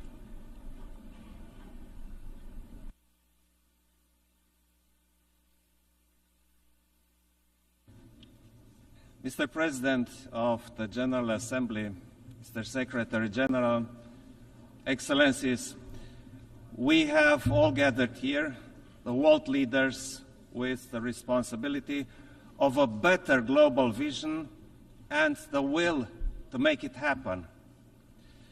There is no better and more representative framework than our 79-year-old United Nations, anchored in the UN Charter and the international law. However insecure the world is today, the answer to our problems will always be more cooperation and more solidarity. Romania will always uphold the international world order with the United Nations at its core. If we want to find the solutions, we need to have a more responsible look at our world, to understand its challenges. Let us remember what brought us here together in the first place: peace as a state of spirit, as a purpose, as a tool. Regrettably, we see around the globe that insecurity, violence, conflicts, and even war have taken a firm grip on our world. Our main challenge is finding the much-needed solutions to restore and safeguard peace. Otherwise, the international order and the international law are ours to lose. When diplomacy is the most difficult tool to use, it is precisely then when we need to use it most. Look at the dire global consequences of the Russian war against Ukraine. It has unleashed the greatest security crisis in Europe in recent history, in breach of the international law and with implications going well beyond Europe. In this context, Romania has extended a strong, multidimensional support for Ukraine and its people, and we are committed to maintain it for as long as it is needed. At the same time, Romania will continue its unwavering support to consolidate the resilience of the Republic of Moldova, the second most affected country by this war. Our security is not regional, it is global. This brutal war has already harmed nations and people across the world. Food security stands proof. My country has a crucial role in facilitating the grain exports from Ukraine through our ports on the Danube and at the Black Sea. A long-term conflict is unacceptable, and we must stay the course. Ukraine needs the resolute support of all UN member states determined to uphold the international law and the United Nations Charter. Romania fully supports the peace initiative of President Zelensky. It is the only approach to ensure a just and lasting peace in full agreement with the UN Charter and the international law. Ladies and gentlemen, protecting all civilians must remain our common objective. Almost a year ago, the heinous attack committed by Hamas against Israeli civilians has shocked the world. Against the spiral of violence that followed, our actions based on Security Council resolutions should prevail. The end of hostilities, a safe release of all hostages, and facilitation of the safe shipment of the humanitarian aid for the civilians in Gaza are imperatives no one can deny. Furthermore, we support all efforts to resume the political process based on the two-state solution, coexisting in peace and security within safe and recognized borders. More broadly, around the world, there are alarming calls to stop blatant violations of human rights under many forms and rooted in different causes. There is a sense of urgency that remains unanswered. Conflict prevention and peacekeeping are essential tools in this regard.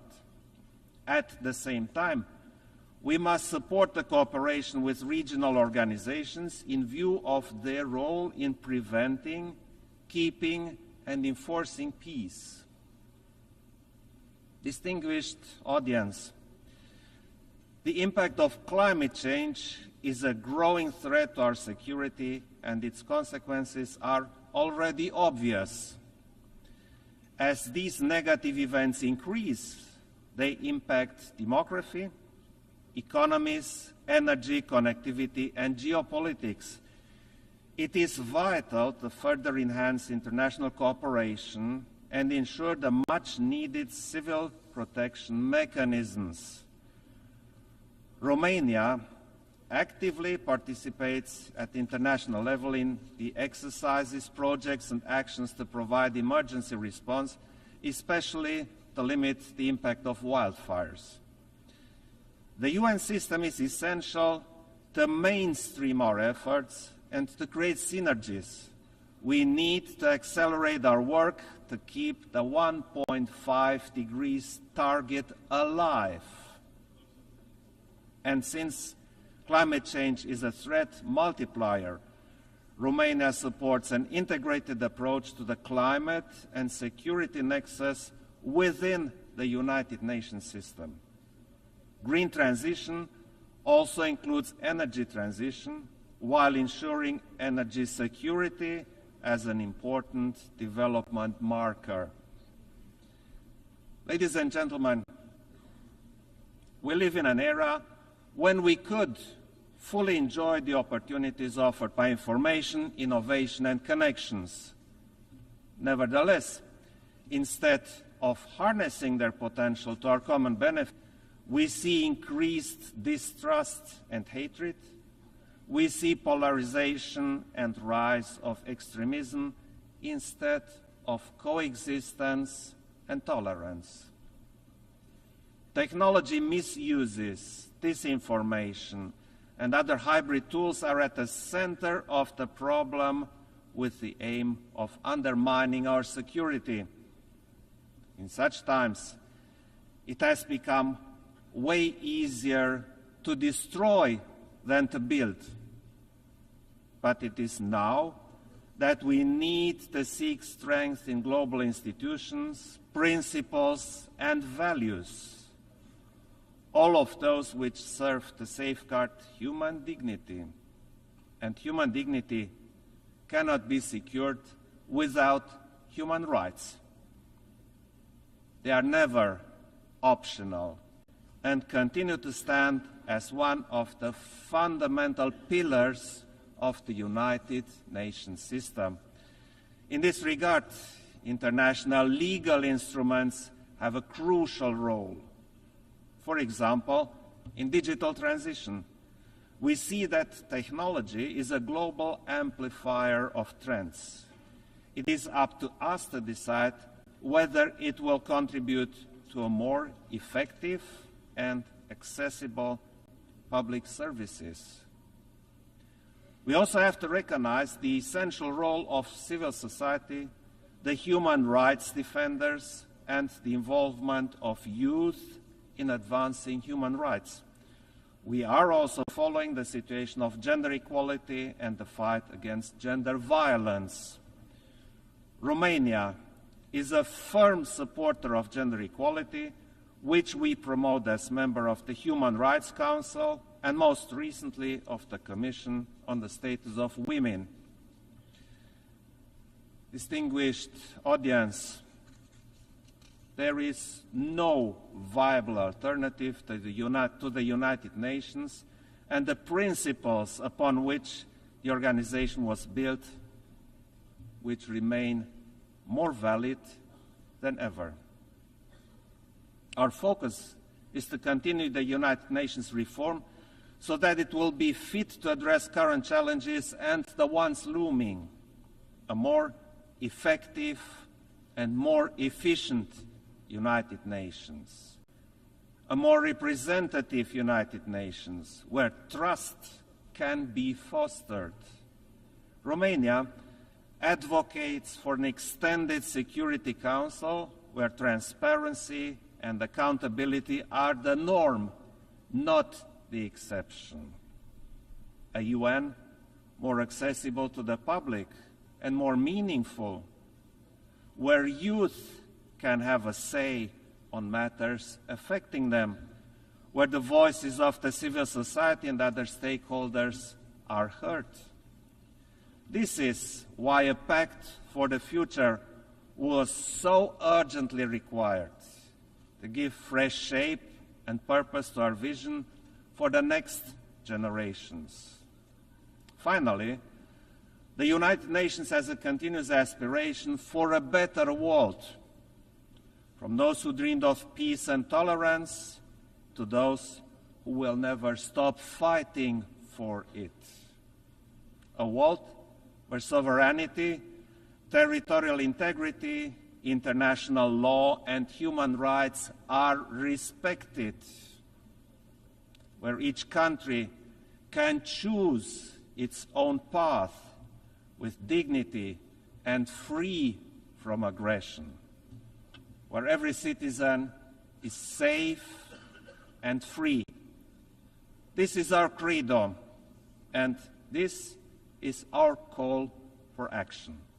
Thank you very much.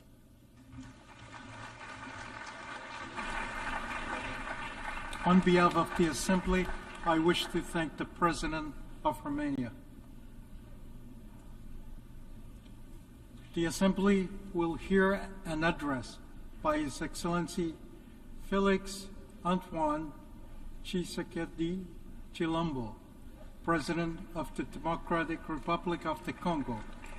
I request protocol to escort His Excellency and invite him to address the Assembly.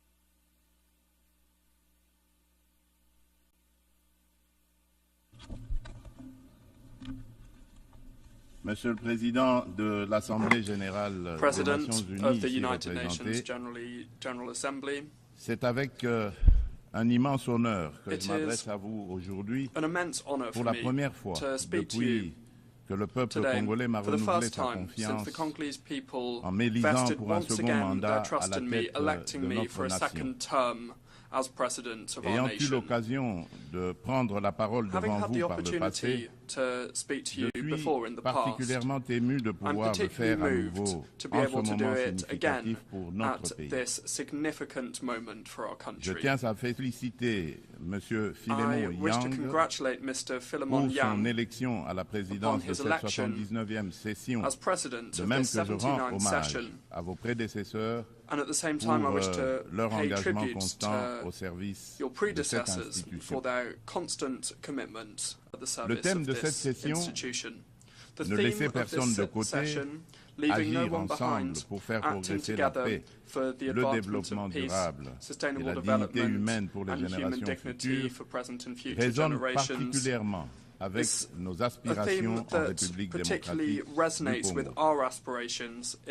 Monsieur le Président, Monsieur le Secrétaire général des Nations Unies, Mesdames et Messieurs les chefs d'État et de gouvernement, Mesdames et Messieurs les chefs de délégation, le multilatéralisme et le respect d'un système mondial basé sur des règles ont été des piliers essentiels pour soutenir la paix, la sécurité, la santé, la prospérité à travers le monde depuis près de 80 ans.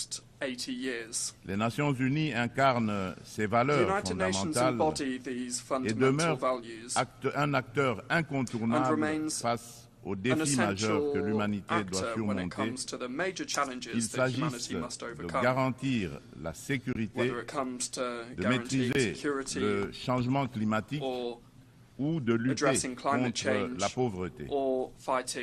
Cette réalité nécessite une coopération multilatérale renforcée. Cependant, le noble idéal des rédacteurs de la Charte des Nations Unies, celui de servir d'instrument par lequel tous les pays régulent leur comportement, semble s'effacer. Le socle de la sécurité collective qu'elle a établi vacille. Nous avons la responsabilité de conjuguer nos efforts et de réaffirmer notre engagement envers le multilatéralisme, qui est la clé de solutions véritablement transformatrices face aux défis qui rongent notre monde. Comme l'a si bien exprimé Dag Hammarskjöld, ancien secrétaire général de l'ONU, dont le sacrifice en faveur de la paix en République démocratique du Congo nous rappelle la gravité de notre mission, je cite, le but de l'ONU n'est pas d'emmener l'humanité au paradis, mais de le protéger de l'enfer. Fin de citation. En cette période critique du multilatéralisme, le multilatéralisme revêt une importance cruciale. Il permet de répondre aux menaces communes, de protéger notre planète et de renforcer la société civile ainsi que les droits humains. En effet, nous ne pouvons ignorer la montée alarmante de discours belliqueux et le rétablissement indécent de pratiques d'agressions armées et de pillage des ressources naturelles affectant tous les continents. Le conflit russo-ukrainien qui persiste et continue d'affecter la région n'est qu'une manifestation parmi tant d'autres qui menacent la paix dans le monde. Le Yémen, le Soudan, la Syrie ou encore le terrible drame qui se passe dans la bande de Gaza entrent dans le lot pour lequel le multilatéralisme jouerait pleinement son rôle. Il est impératif d'agir ensemble pour progresser vers la paix, le développement durable et la dignité humaine, garantissant ainsi un avenir meilleur pour les générations futures. Ne laissons personne sur le chemin. Tel est le message clair et pertinent qui inspire la thématique sélectionnée pour orienter les travaux de la 79e session de cette illustre Assemblée. Monsieur le Président, le pacte pour l'avenir et ses annexes, le pacte numérique mondial et la déclaration sur les générations futures que nous avons adoptés lors du récent sommet de l'avenir soulignent l'importance d'une collaboration active pour atteindre une vision commune d'un avenir pacifique et prospère. Ces documents représentent un engagement essentiel pour mettre fin au conflit, lutter contre l'extrême pauvreté et la faim et aborder des défis tels que les déplacements de population, l'immigration clandestine, l'insécurité alimentaire, les pandémies et les risques des nouvelles technologies. Parallèlement, le pacte mondial numérique se positionne comme un pilier essentiel dans notre quête d'un avenir prospère, au cœur de la 4e révolution industrielle, où les technologies numériques sont devenues incontournables. Cette transformation numérique représente une occasion sans précédent d'atteindre les objectifs de développement durable d'ici 2030, notamment pour les pays les moins avancés. Elle vise à réduire la fracture numérique et à intégrer les populations non connectés dans des services digitaux à fort impact social. Cependant, pour relever ce défi majeur, inhérent à la révolution du numérique, des réformes globales sont nécessaires, impliquant une réévaluation de l'architecture financière internationale et un financement adéquat.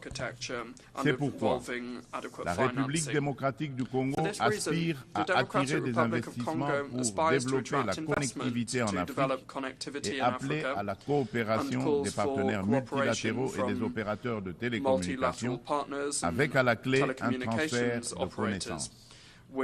En effet, l'accompagnement au processus de maillage du pays est une solution prometteuse pour relier le sud et le nord du continent, ainsi que relier l'océan Indien à l'océan Atlantique. Cela comprend la formation de partenariats viables autour du projet hydroélectrique du Grand UNGA,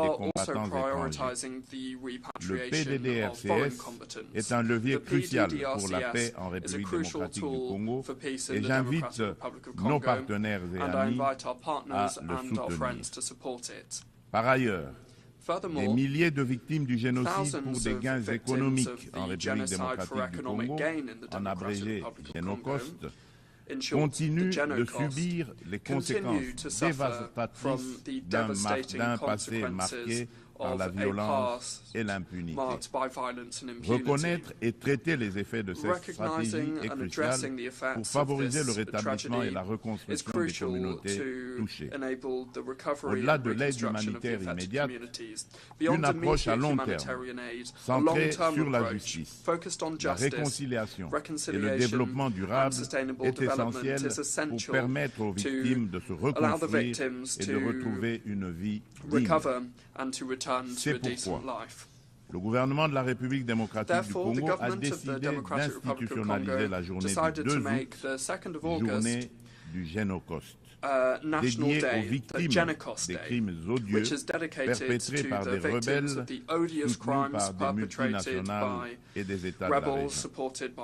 Cette journée incarne une communion nationale permettant de confronter un passé douloureux pour aller de l'avant. Elle est essentielle pour renforcer la conscience historique de notre pays et affirmer la détermination de la nation à prévenir la répétition de tels barbages. Monsieur le Président, le terrorisme constitue une menace sérieuse pour la paix et la sécurité internationale, touchant toutes les régions du monde. Après avoir sévi en Asie, en Europe occidentale et en Amérique du Nord, ce fléau semble désormais s'enraciner en Afrique. En tant que membre de la coalition mondiale contre l'État islamique, la République démocratique du Congo exhorte les Nations unies à intensifier leurs actions pour mettre en œuvre les recommandations de cette organisation, notamment dans le cadre du processus d'Aqaba. Le terrorisme qui sévit dans l'est de notre pays est étroitement lié au pillage et à l'exploitation illégale de nos ressources naturelles. Les activités criminelles alimentent l'insécurité et financent les groupes armés, exacerbant les conflits dans la région des Grands Lacs. Par conséquent, il est impératif que les Nations unies envisagent des sanctions sévères contre les acteurs responsables de ces crimes économiques afin de briser ce cercle vicieux et de favoriser la paix, le développement durable et la dignité humaine pour les futures générations. Monsieur le Président, selon le dernier rapport d'examen national volontaire des objectifs de développement durable, la République démocratique du Congo a réalisé des avancées significatives vers plusieurs cibles des ODD grâce à des réformes et interventions majeures. Depuis 2019, le gouvernement a mis en place une réforme ambitieuse pour assurer la gratuité de l'enseignement de base, permettant à près de 4 millions d'enfants de rejoindre l'école.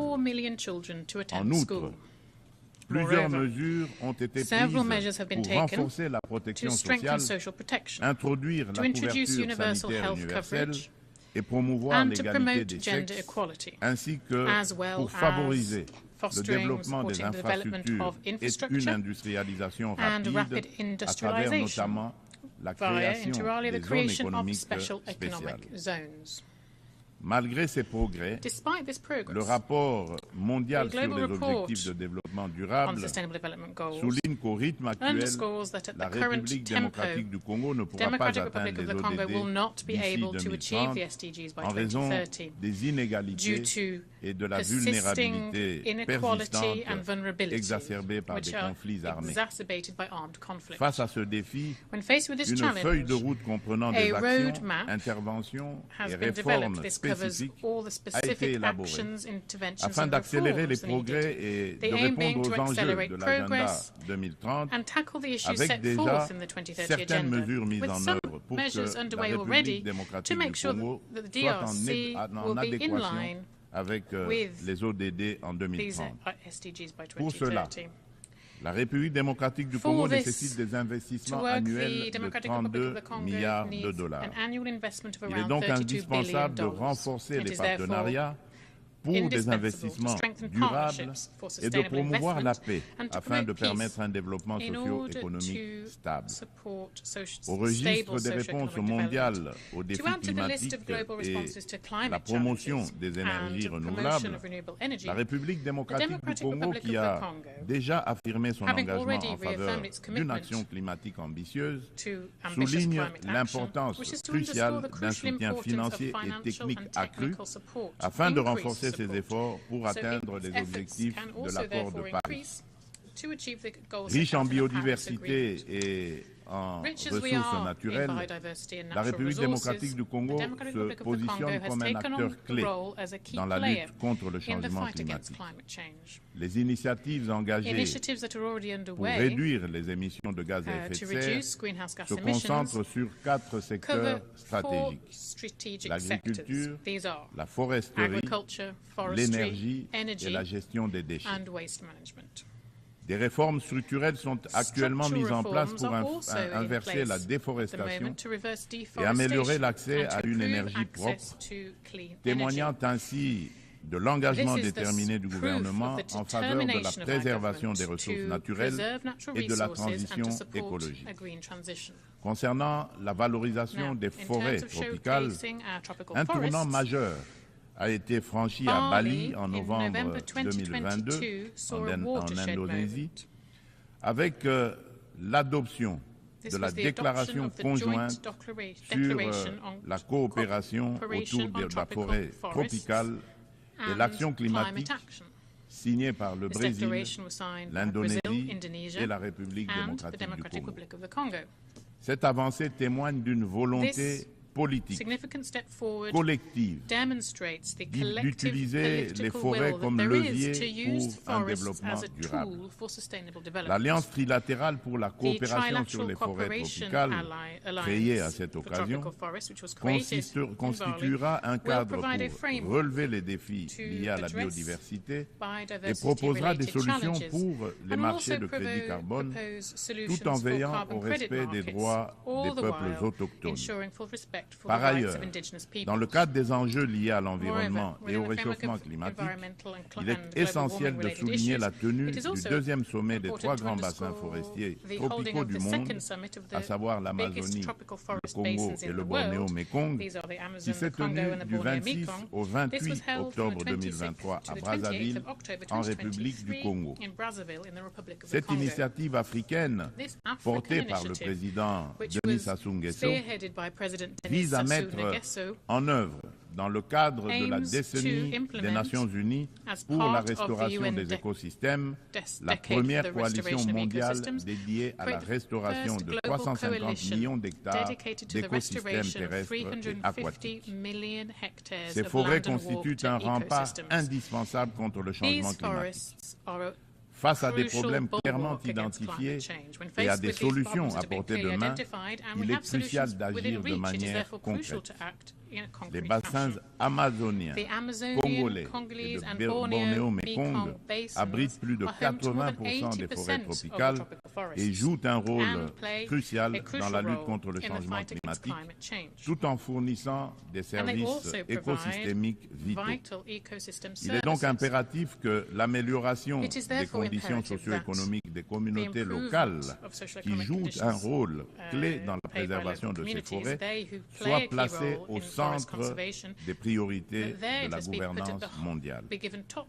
Pour sa part, la République démocratique du Congo met en place des instruments juridiques et des dispositifs institutionnels visant à renforcer sa position sur le marché mondial du carbone, tout en restant ouverte à des partenariats en conformité avec l'accord de Paris et ses lois internes. La prise de conscience croissante des défis liés à l'instabilité climatique et à l'épuisement des ressources naturelles, souvent à l'origine de conflits armés, souligne l'urgence d'agir sur ces problématiques. Il est donc primordial de reconnaître le lien entre changement climatique, dégradation environnementale et sécurité afin de favoriser des actions proactives qui atténuent ces risques par le biais de pratiques durables. À cet égard, nous appelons le Conseil de sécurité à établir des mécanismes internationaux intégrant les questions de sécurité climatique dans leurs discussions. Monsieur le Président, face à un défi énergétique majeur, le monde fait face à un défi énergétique majeur. Les systèmes basés sur les combustibles fossiles sont responsables d'importantes émissions de gaz à effet de serre, exacerbant le changement climatique. Sans efforts concertés pour promouvoir les énergies renouvelables, nous risquerions de faire face à davantage de crises telles que des conditions météorologiques extrêmes et des conflits liés aux ressources naturelles, comme nous l'observons déjà. La République démocratique du Congo dispose de ressources abondantes, y compris des minéraux essentiels tels que le cobalt, le lithium, le nickel et le graphite, pour ne citer que ceux-là, qui peuvent faciliter une transition énergétique durable. Nous appelons à la coopération internationale pour développer les technologies et infrastructures nécessaires. Notre vision est de transformer l'exploitation de nos ressources en levier pour un développement durable et inclusif, tout en améliorant l'éducation, la santé et les infrastructures. L'inclusion sociale est au centre de notre stratégie, garantissant une répartition équitable des bénéfices du progrès. En nous investissant dans la lutte contre le changement climatique et en contribuant aux objectifs de développement durable, la République démocratique du Congo est prête à jouer un rôle clé dans la transformation des systèmes énergétiques mondiaux. Ensemble, nous pouvons bâtir un avenir où l'énergie est propre, durable et accessible à tous. Monsieur le Président, j'aimerais également aborder la question cruciale de la parité homme-femme. Bien que la participation égale des femmes et des hommes à la vie politique soit internationalement reconnue, il subsiste dans la pratique un fossé entre l'égalité juridique et la réalité dans l'exercice du pouvoir. Les préoccupations des femmes méritent d'être intégrées dans les décisions majeures qui touchent notre société. En République démocratique du Congo, nous sommes déterminés à changer les mentalités pour surmonter les barrières sociétales qui freinent l'épanouissement des femmes. Il est essentiel d'impliquer les hommes dans ce processus afin de transformer la dynamique sociale et de valoriser leur rôle dans le succès des femmes. Au niveau national, la Constitution congolaise consacre la parité. Aussi, le gouvernement a mis en place une stratégie de lutte contre les violences basées sur le genre, axée sur la prévention, la protection et la réparation des victimes. Cette stratégie se traduit par le Fonds national de réparation pour les victimes de violences sexuelles liées au conflit et de crimes contre la paix et la sécurité de l'humanité, en abrégé le FONAREV. La législation en cours vise à garantir cette protection. Il convient de souligner les progrès significatifs réalisés en matière de participation des femmes à la prise de décision, avec la nomination pour la première fois dans notre histoire d'une femme comme première ministre et chef du gouvernement.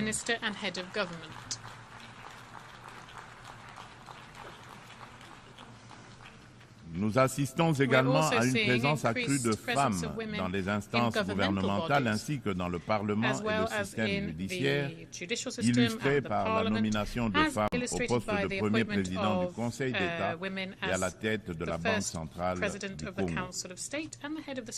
Monsieur le Président de l'Assemblée générale des Nations unies, Monsieur le Secrétaire général des Nations unies, Mesdames et Messieurs les chefs d'État et de gouvernement, Mesdames et Messieurs les chefs de délégation, Monsieur le Président, dans cet élan de progrès, il est impératif que la communauté internationale, sous l'égide des Nations Unies, continue d'accompagner ces dynamiques en se réinventant face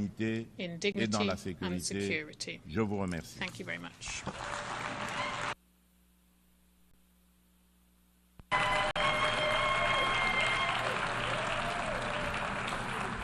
On behalf of the Assembly, I wish to thank the President of the Democratic Republic of the Congo.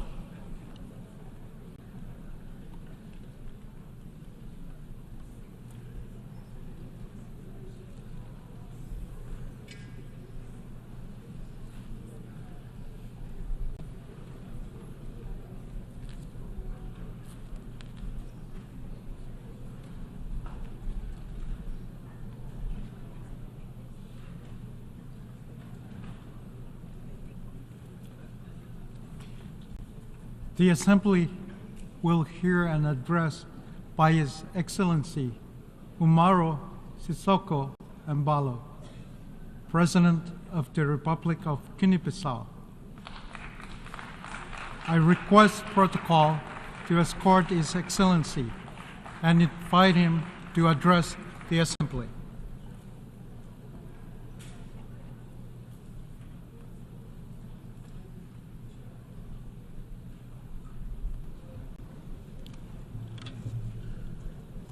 Senhor Presidente, Senhor Mr. Secretário-Geral, Mr. Secretary Senhores General, Chefe de Estado e de Governo, Heads of State minhas and Government, senhoras, ladies meus senhores, and gentlemen. permitam-me endereçar as I'd minhas like to felicitações offer my ao congratulations Senhor Philomene to Yang, Mr. Philemon- da República de Philemon Camarões, Yang of the Republic of Cameroon, pela sua eleição para o cargo de on Presidente his da election as President of the 79ª Sessão 79th da Assembleia Session Geral of the das United Nações Nations Unidas. General Assembly. Desejo-lhe I muito wish sucesso him much num contexto success in a internacional very complex que é muito international complicado. context. E felicito I also igualmente o congratulate seu predecessor, his predecessor, Sr. Denis Francis, Mr. Dennis pelos Francis, resultados obtidos for the results durante o seu achieved mandato. during his term. Ao Sr. Secretário-Geral To António Secretary General Guterres, Antonio Guterres, expresso o nosso I reconhecimento express our pelo seu grande acknowledgement of empenhamento his deep ao commitment serviço to the dos service nossos ideais of e our objetivos comuns, common numa ideals and conjuntura goals internacional in a very difficult que é bastante international landscape. O mundo está confrontado com The graves world desafios. faces grave A challenges. obrigação The de obligation cumprirmos os to princípios follow e the as promessas principles da Carta and das deliver Nações on the Unidas promises of the United pesa Nations sobre os Charter ombros de is cada the de nós. burden that each one of us Assistimos às carries. guerras devastadoras, We witness ao devastating wars, agravamento de tensões regionais the intensification of e regional outras tensions, graves ameaças à and paz other e à grave segurança threats to internacional. international peace and security. Centenas de milhões de pessoas Hundreds continuam a of viver millions of people na extrema continue to pobreza, live in extreme poverty, privados de meios básicos, without the basic de means of subsistência, sem subsistence, esperança, num without futuro melhor. hope for a better future. Sem nenhuma dignidade humana, Without human dignity, tornou-se mais urgente ainda implementar reformas becoming even na more governação urgent to global, implement reforms in econômica global e economic financeira, and financial para governance, torná-lo mais justo, to make it more inclusiva just, e inclusive equitativa. and Só equitable. assim será possível This is the only way to articular build respostas adequate adequadas aos responses desafios to the que a challenges humanidade enfrenta. that humanity faces. É preciso lutar We de must maneira mais fight more eficiente contra a efficiently pobreza against e a exclusão poverty social and através de social ações exclusion concretas, through concrete nomeadamente actions. pelo financiamento Specifically, dos we must programas strive to de finance desenvolvimento, development pela programs, redução das desigualdades, reduce pela inequalities, proteção do meio ambiente, protect the pela environment, mitigação and dos mitigate efeitos the das effects alterações of climate climáticas. change. Senhor Presidente, Mr. President, 8 décadas 8 depois da decades fundação da after ONU, the em establishment of the UN in 1945, 1945, vivemos we hoje live num today contexto mundial totalmente in a diferente. totally different E world. continuamos a apelar We para continue a to reforma do call Conselho for de reform Segurança of the United das Nations Nações Security Unidas, Council, que deve ter em conta which must os interesses consider da the África interests nos of termos Africa do consenso under the de terms Zolwyn of the e da Zolwyn declaração de Consensus Sirte and the dos chefes Sirte de Estado Declaration de of Governo Heads of da União State and Africana. Government of the African Union. Reformar a arquitetura financeira We must internacional reform the é international fundamental financial para promover architecture in order to uma maior promote inclusão, greater nomeadamente inclusion, da África, particularly in tendo em Africa, conta o papel e a and to contribuição consider do the continente African africano continent's role and na economia contribution mundial. to the world Neste economy. contexto, In this saudamos a context, realização da we Cimeira welcome do the Futuro. Summit of the Future. Esperamos We que o hope Pacto para o Futuro that the possa impulsionar esforços coletivos Compact for the Future can com drive vista collective a efforts to alcançar achieve the as Sustainable metas e os Development objetivos do Goals, desenvolvimento sustentável ODS. E a SDGs, Agenda and 2063, Agenda a África que 2063, queremos the Africa da we União want Africana. of the African Como Union. membro do grupo de As a trabalho member of the global Global sobre a Working proteção Group social on para a social nutrição, protection for capital nutrition, humano e human desenvolvimento capital and econômico local local, economic do development grupo do 7+, of the group of 7+, G7+, G7+, vamos trabalhar juntos we will com work os outros together with distintos the other membros do distinguished grupo. members on eradicating hunger and progressively achieving all sustainable development goals, SDGs. Mr. President, the President of the Republic of Guinea-Bissau, we are committed to fostering dialogue, national reconciliation, consolidation of democracy and the rule of law, as well as our country's sustainable development. Despite the negative impact of the challenging world economic and financial situation, the economy of Guinea-Bissau continues to grow as a result of sound public policies. The practice of accountability has provided greater transparency in the state's economic and financial management. We have adopted measures that, though difficult, were shown to be necessary to drive the private sector and to create a more solid foundation for an economy that is dynamic and inclusive. We are promoting greater participation of women and youth entrepreneurs. We are investing on building and improvement of basic infrastructure, such as roads and other projects. We declared war on corruption and organized crime. We were able to restore trust in our relations with international financial institutions and other bilateral and multilateral partners. We continue to place faith in strengthening Guinea-Bissau's bonds of friendship and cooperation with the world. We remain steadfast on the policy of peace building and peaceful resolution of conflicts in West Africa and in the world in general. It was to this end that in recent months I made visits of friendship and work to Russia, Ukraine, Israel and Palestine. In this context, I reiterate my call for an end to the unjust and very harmful embargo that our brothers and sisters in Cuba have been subjected for decades. Mr. President, distinguished heads of state and government, ladies and gentlemen, I recently had the honor of serving Africa as President of the Alliance of African Leaders for Malaria. We made significant progress in a very difficult world environment. We endeavored to garner support to replenish the Global Fund.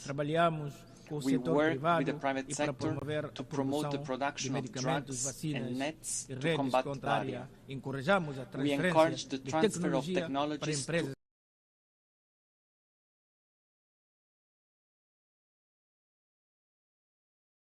African companies. In the next 2 years, ALMA will run a $1.5 billion deficit. Global warming and rains associated with climate change are expanding. The geographic reach of mosquitoes, thus exposing more than 170 million people to the threat of malaria in the African continent. I take this opportunity to congratulate the Executive Secretary of ALMA for their remarkable service. I also thank all of ALMA's partners for their crucial support in the fight against malaria during my term in office. Mr. President, ladies and gentlemen, in closing, I would like, on behalf of the population of the Republic of Guinea-Bissau and my own, I would like to reaffirm our determination to continue to contribute to strengthening the friendship among countries and peoples, to promote international cooperation, multilateralism, the peaceful resolution of conflicts, the end of wars and suffering of innocent populations, to world peace in the world. I thank you. On behalf of the Assembly, I wish to thank the President of the Republic of Guinea-Bissau.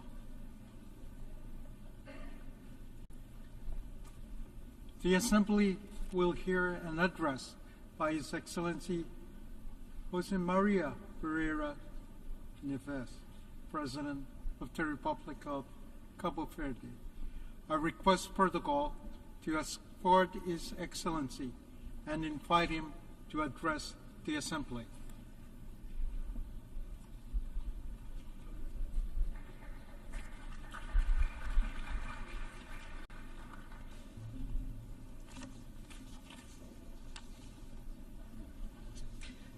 Excelências, inúmeros conflitos armados continuam a assolar várias regiões do mundo, com impacto devastador sobre as respectivas populações, comunidades e agentes humanitários, com especial destaque para o que se verifica no Médio Oriente, cujo potencial de escalada e risco de alastrar é por demais evidente. Vidas inocentes continuam a ser ceifadas diariamente de forma implacável e desapiedada. Apelamos às partes envolvidas, à comunidade internacional e às instâncias internacionais pertinentes para que não sejam poupados esforços para, pela via do diálogo e em plena observância dos valores defendidos pela Carta das Nações Unidas, do direito internacional e do direito humanitário, pôr termo a esses conflitos e assim permitir o regresso paulatino à normalidade e a possibilidade de construir um futuro que seja melhor do que este presente de destruição e morte indiscriminada. Excelências, a nível nacional, continuamos a trabalhar para cumprir os objetivos do desenvolvimento sustentável. A Agenda Global 2030 e a Agenda da União Africana para o Horizonte 2063. Continuamos a implementar políticas que visam o acesso universal à educação de qualidade e à saúde, bem como a plena inclusão dos jovens em todos os aspectos da vida social, económica e política, garantindo assim que as gerações futuras estejam munidas das necessárias ferramentas para enfrentar os desafios globais. Este ano, a Organização Mundial da Saúde reconheceu os resultados de todo o trabalho realizado em Cabo Verde, atribuindo-nos o certificado de país livre da malária, facto que nos reconforta e estimula a prosseguir a luta pela saúde, enquanto um direito fundamental de todos. Muitos países, sobretudo em África, continuam abraçados com esta terrível doença. No entanto, como aplicação eficiente das tecnologias atuais, temos uma oportunidade única de erradicar essas doenças evitáveis e tratáveis que há muito atormentam a humanidade, causando sofrimento, impedindo o progresso econômico e aprisionando milhões na pobreza. Para atingir tal meta, lanço um apelo para que durante a reconstituição do Fundo Mundial IDA 21 em Paris, no próximo mês, seja incluído um fluxo de financiamento dedicado à eliminação de doenças. Os micróbios patogénicos e a resistência antimicrobiana representam também ameaças significativas para a saúde pública global e, por conseguinte, compreender e gerir a atividade microbiana é essencial para enfrentar desafios globais como a luta contra a doença, a segurança alimentar, a conservação ambiental e a mitigação das alterações climáticas. No conturbado contexto internacional em que nos encontramos, em que múltiplas crises continuam a impactar as pessoas e o planeta, reitero o firme compromisso de Cabo Verde no sentido de continuar a dar o seu contributo enquanto membro ativo e útil das Nações Unidas e paladino incansável dos valores universais contidos na sua Carta. De entre as crises mencionadas, o impacto das alterações climáticas afetando sobretudo os mais vulneráveis, dentre os quais os sítios. É crucial que a COP29 traga progressos urgentes e tangíveis nas principais questões climáticas, especialmente à medida que se aproxima a meta de 2030 para reduções significativas das emissões. As nossas populações, com particular ênfase nos sítios, desejam compromissos mais ousados, especialmente por parte de países com elevadas emissões, e uma implementação mais rápida de políticas e mecanismos financeiros para assegurar que a ação climática seja não só ambiciosa, como também equitativa e eficaz. A subida do nível do mar, também ela consequência das alterações climáticas, exige atenção especial. O problema é multidimensional e estende-se muito para além das populações insulares e costeiras. Afeta todos os continentes e regiões, não deixando ninguém imune a essa catástrofe em formação. Assim, saudamos a realização da reunião de alto nível a decorrer hoje sobre o tema enfrentar as ameaças colocadas pela subida do nível do mar. No ano passado, à margem da então 78ª Assembleia Geral, foi aberta para assinatura o Acordo sobre a Biodiversidade para além da jurisdição nacional, que representa um marco internacional na conservação e utilização de forma sustentável da biodiversidade marinha em áreas além da jurisdição nacional, ou seja, o alto mar, que constitui cerca de 60% dos oceanos do mundo. Apraz-me informar que o meu país assinou esse acordo logo no primeiro dia. Estamos agora a finalizar o processo de ratificação. Apelo a todos os que ainda não o tenham feito para também assinar e ratificar este importante instrumento para a conservação da vida nos nossos oceanos. Cabo Verde é uma nação oceânica, com um território terrestre diminuto relativamente à imensidão do seu território marítimo. Por isso, não hesitei em aceitar o honroso convite da Unesco para me tornar patrono da Aliança da Década das Nações Unidas, da Ciência Oceânica para o Desenvolvimento Sustentável. Enquanto nação oceânica, com uma forte dependência dos recursos marinhos, o nosso papel na década dos oceanos centra-se em ações locais e globais para promover a gestão sustentável dos oceanos. Temos estado focados na importância da gestão sustentável dos oceanos, particularmente para os pequenos estados insulares em desenvolvimento, que são muito vulneráveis às alterações climáticas e à degradação dos ecossistemas marinhos.